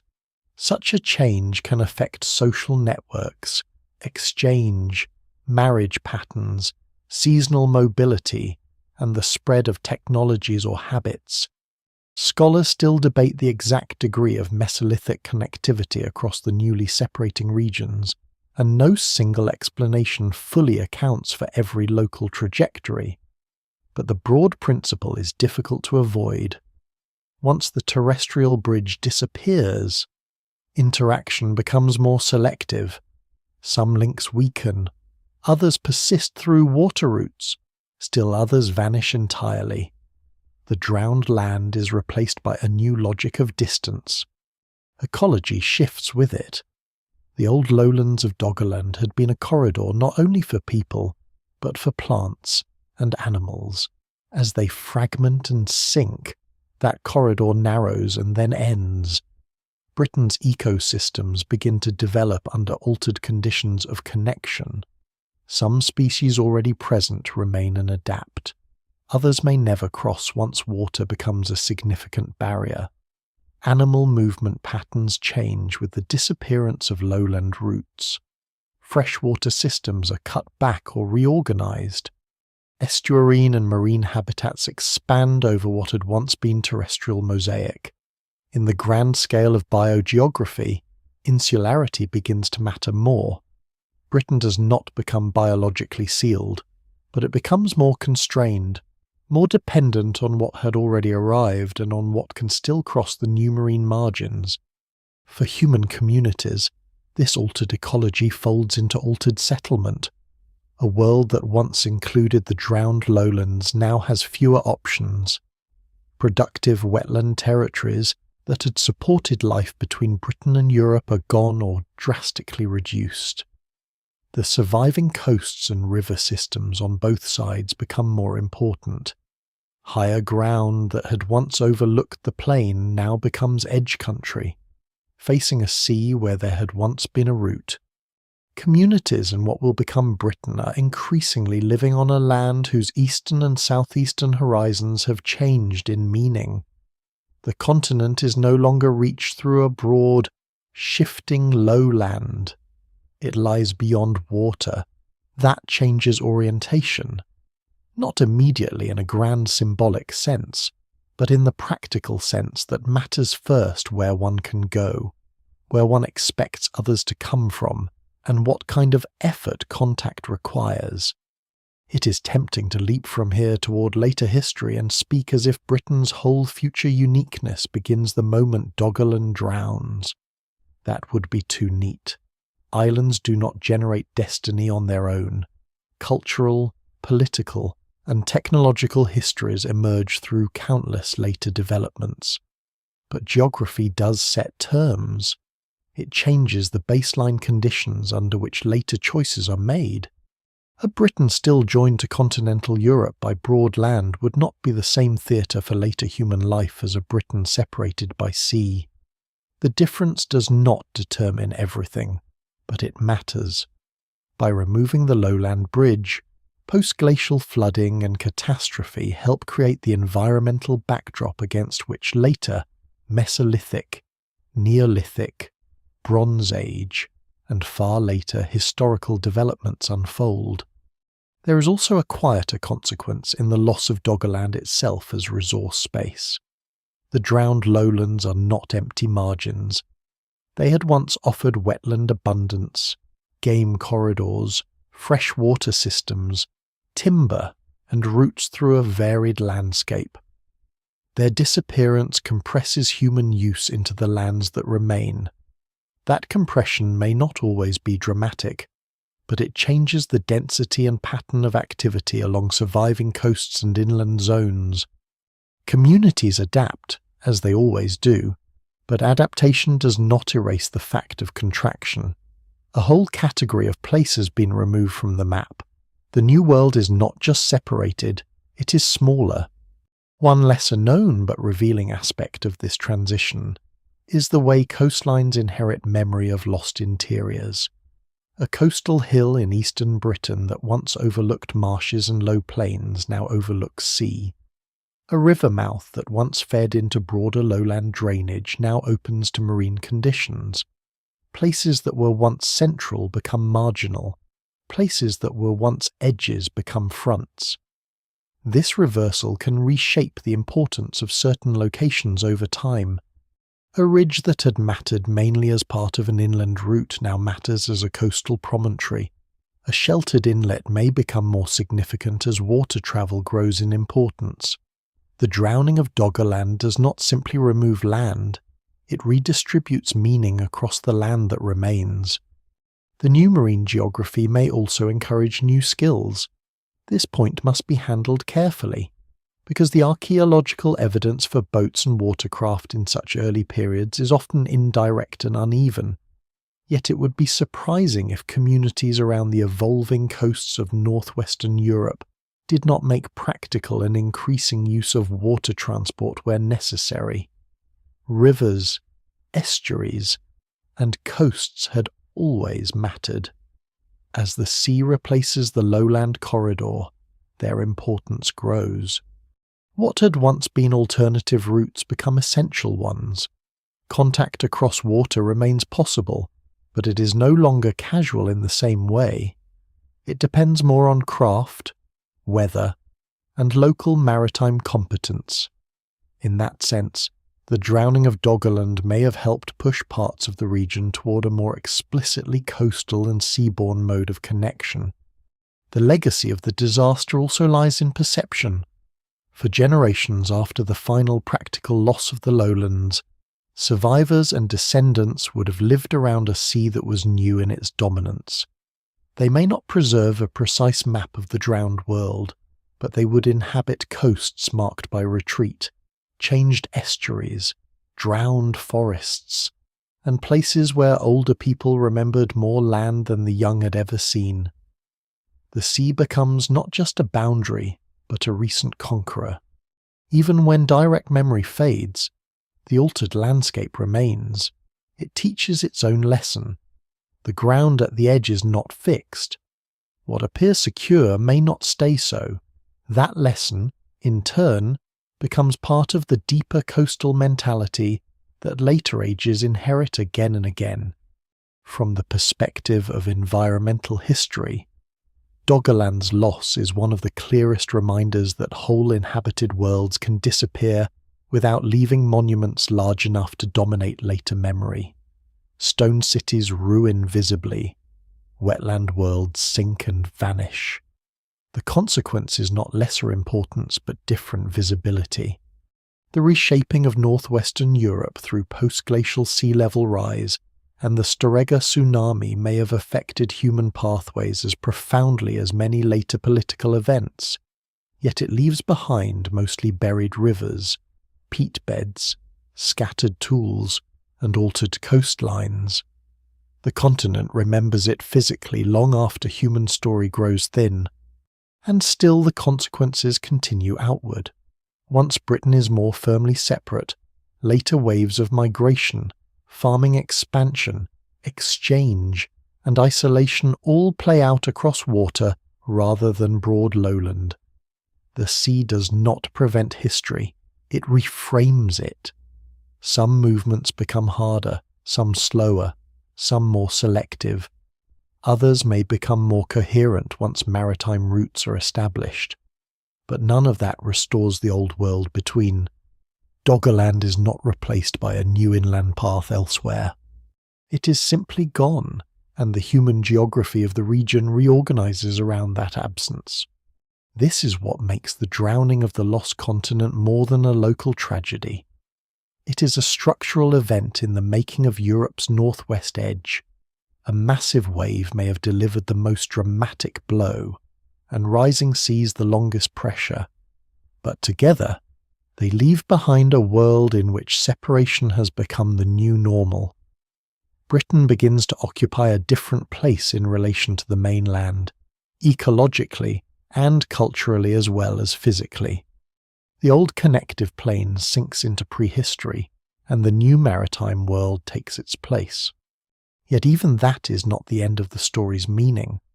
The sea that covered Doggerland did not erase it completely. It left traces everywhere for those willing to look in offshore sediments, in drowned forests, in recovered tools, in the shape of submerged rivers, in the haunting fact that modern maps are only the latest arrangement of a changing Earth. What the water took, it did not entirely conceal. And perhaps that is Doggerland's deepest legacy of all the reminder that landscapes which seem permanent can disappear, while their absence goes on quietly shaping the future long after the ground itself is gone. What the sea still keeps is not just evidence, it keeps proportion. That may be the most unsettling part of the whole story. Doggerland is often described as a lost land bridge, a drowned plain, a prehistoric country under the North Sea, and all of those descriptions are true as far as they go, but none of them fully captures the scale of what vanished. This was not a narrow strip of ground or a trivial shelf exposed for a short geological instant. It was a lived world of rivers, marshes, woodland, lakes, peatlands, higher ridges, migrating animals, repeated human routes, remembered camps, freshwater sources, and seasonal knowledge accumulated across generations. It had an internal geography. It had good ground and bad ground, familiar paths and risky edges, places of abundance and places of exposure. It was, in every meaningful human sense, a country. Now it lies below one of the busiest stretches of sea in Europe, and most people crossing above it have no reason to imagine what is underneath. That hiddenness changes how the loss feels. A ruined city on land can be visited. Its absence is visible because walls remain and streets can still be traced. Doggerland offers no such consolation. The sea erased not just the use of the landscape, but almost all ordinary access to it. What survives comes back reluctantly: a trawled antler, a flint blade, a drowned stump, a line in a seismic survey, pollen in a sediment core, a buried channel mapped in the dark under marine deposits. The lost continent is reconstructed from signs rather than entered directly. In one sense, that makes it more mysterious. In another, it makes it more typical of how deep time often works. Whole worlds disappear so completely that later ages walk, sail, and build above them without knowing they are there. There is a severe lesson in that. Modern humans are accustomed to thinking of maps as stable truths. Coastlines appear in atlases, on phone screens, in schoolrooms, on navigation systems, and those lines carry a kind of authority. They seem final, but Doggerland reveals how provisional such confidence really is. The North Sea is not an eternal separator. It is a relatively recent arrangement made by melting ice, rising water, sediment movement, and catastrophe striking an already weakened landscape. Britain is not timelessly islanded. It became an island through a sequence of losses. The sea did not simply occupy empty space. It took inhabited ground and made later generations forget, at least for a while, that the ground had ever been there. And forgetting may be almost as important as drowning. Once the lowlands vanish beneath open water, history reorganizes itself around the new geography. Later peoples inherit the sea as a fact rather than as an event. They do not stand on the shore and think about the marshes, woodlands, and rivers beneath the waves. They think about fishing grounds, trade routes, storms, rival coasts, and horizons. The older terrestrial world passes out of common knowledge because nothing in the ordinary modern view demands it. It takes accident and science to recover it again. A net catches bone, a dredger lifts peat, an offshore survey traces a buried valley. The forgotten land begins to reassemble itself piece by piece, not because memory preserved it clearly, but because the earth never erased its traces entirely. This is one reason Doggerland matters so much beyond its own region. It forces a different understanding of what prehistoric history can be. So much popular history is drawn toward monuments, kings, scripts, fortifications, and ruins that survive in stone. Doggerland belongs to another category of past a world of mobile human life, changing coasts, wetland abundance, environmental intelligence, and disappearance without monumental afterlife. It reminds us that significance is not measured by how much architecture remains. A drowned Mesolithic landscape can matter as much to the making of Europe as many later and more visible historical events. It simply demands different tools, different patience, and a different kind of imagination. That imagination has to remain disciplined. Doggerland is powerful precisely because it does not need embellishment. It is not Atlantis. It is not proof of lost super-civilizations. It is not a single kingdom consumed in one theatrical plunge. The evidence does not support those fantasies, and they only blur the reality. The reality is subtler and more convincing. Climate warms, ice retreats, sea level rises, rich lowlands emerge and flourish. Human communities live within them. Marshes spread. Coastlines retreat. Fresh water and salt water begin to conflict. The land fragments. Then a vast submarine landslide off Norway sends a tsunami across an already vulnerable world.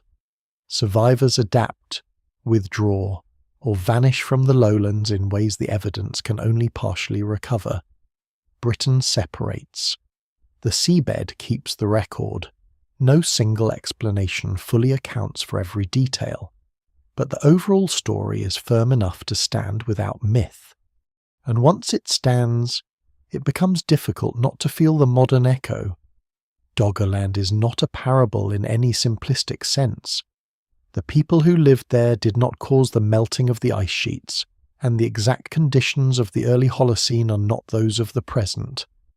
But the story still disturbs because it shows how large environmental change works on human lives. First, the familiar landscape begins to shift. Then adaptation becomes constant. Then the margin of safety narrows. Then, a sudden event exposes how fragile the new arrangement had already become. That pattern is not unique to prehistory.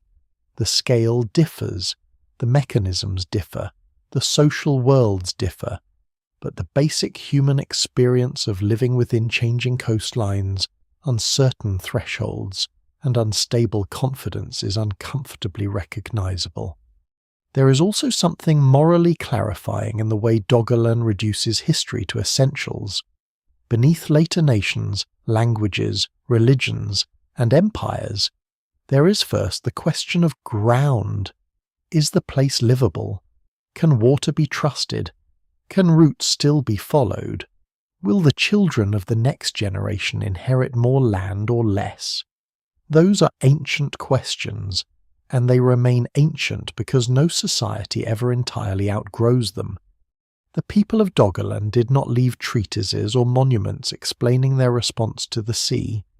They left something more difficult to interpret and perhaps more honest traces of continued life in a world that was changing against them, followed by silence where a whole geography used to be. The silence is not complete, though that may be the final and strangest comfort. The sea has not turned Doggerland into pure absence. It has made it difficult, fragmented, submerged, and uncertain, but not wholly gone. The old rivers can still be mapped. The pollen still remembers the trees, the peat still remembers the marsh, the tools still remember the hand. The seabed still holds the shape of paths no one now can walk. Science, patient enough, is learning to listen to these remnants and to rebuild a place erased from the visible world. In doing so, it changes the meaning of the water above. The North Sea stops being only sea. It becomes a cover over memory. And that is where the story comes to rest. Not in a final catastrophe alone, not in a final date, not even in the making of Britain as an island, but in the more lingering realization that whole inhabited worlds can disappear almost completely and still continue to shape the future. Doggerland is gone, yet Britain's geography bears its loss. Europe's northwest edge bears its loss. The sea routes, ecological boundaries, and cultural possibilities of a later millennia all bear its loss. A lost continent sounds dramatic. The truth is quieter and more enduring. The lost continent made a new map, and the new map made a new history. The sea above Doggerland looks indifferent now, grey in winter, bright in summer, restless under wind, lined by ships, crossed by trade, marked by buoys and distant coastlines. Nothing in its surface tells the full story beneath. And perhaps that is why the drowned land continues to hold the imagination so firmly. It reminds us that the world people inhabit is never only the world they can see. Beneath familiar water may lie fields, forests, hunting paths, camps, and shorelines that once felt as ordinary to someone else as our own neighbourhoods feel to us now. Their disappearance does not make them unreal, it only makes them harder to remember.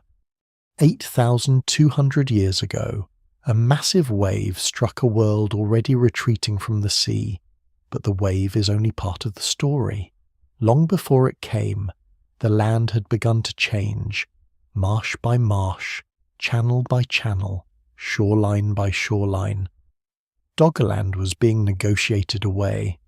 People adapted because that is what people do.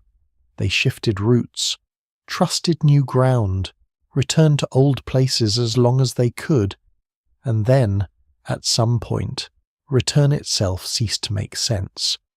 The old country between Britain and Europe slipped beyond use and then beyond sight. What remains is a kind of double vision. There is the modern map with Britain separate, the North Sea complete, the coastlines settled into their current form, and there is the deeper map below it, the older one made of river valleys, wetlands, woods, and open lowlands where human beings once moved freely across land that no longer exists. Both maps are true. One is simply older and hidden. Perhaps that is the deepest feeling Doggerland leaves behind. Not only sorrow for a vanished place, but humility before time. Landscapes do not promise permanence. Seas are not fixed. Islands are not eternal. Even the strongest-looking map may be only a temporary arrangement between climate, water, sediment, and chance. The people of Doggerland lived on ground that seemed real enough to build memory upon, and they were right. It was real. It just did not last. Now the lost land rests under dark water, and the water keeps its shape. Ships pass above drowned forests. Fish move over buried camps. Storms cross old river mouths. The world goes on over what it has covered. But if one lingers with the story long enough, the sea begins to look slightly different, not empty, not mute, just deep with absence, and with the patient traces of a world that once stood in the open air, linking Britain to Europe, until rising water and one immense wave carried it away.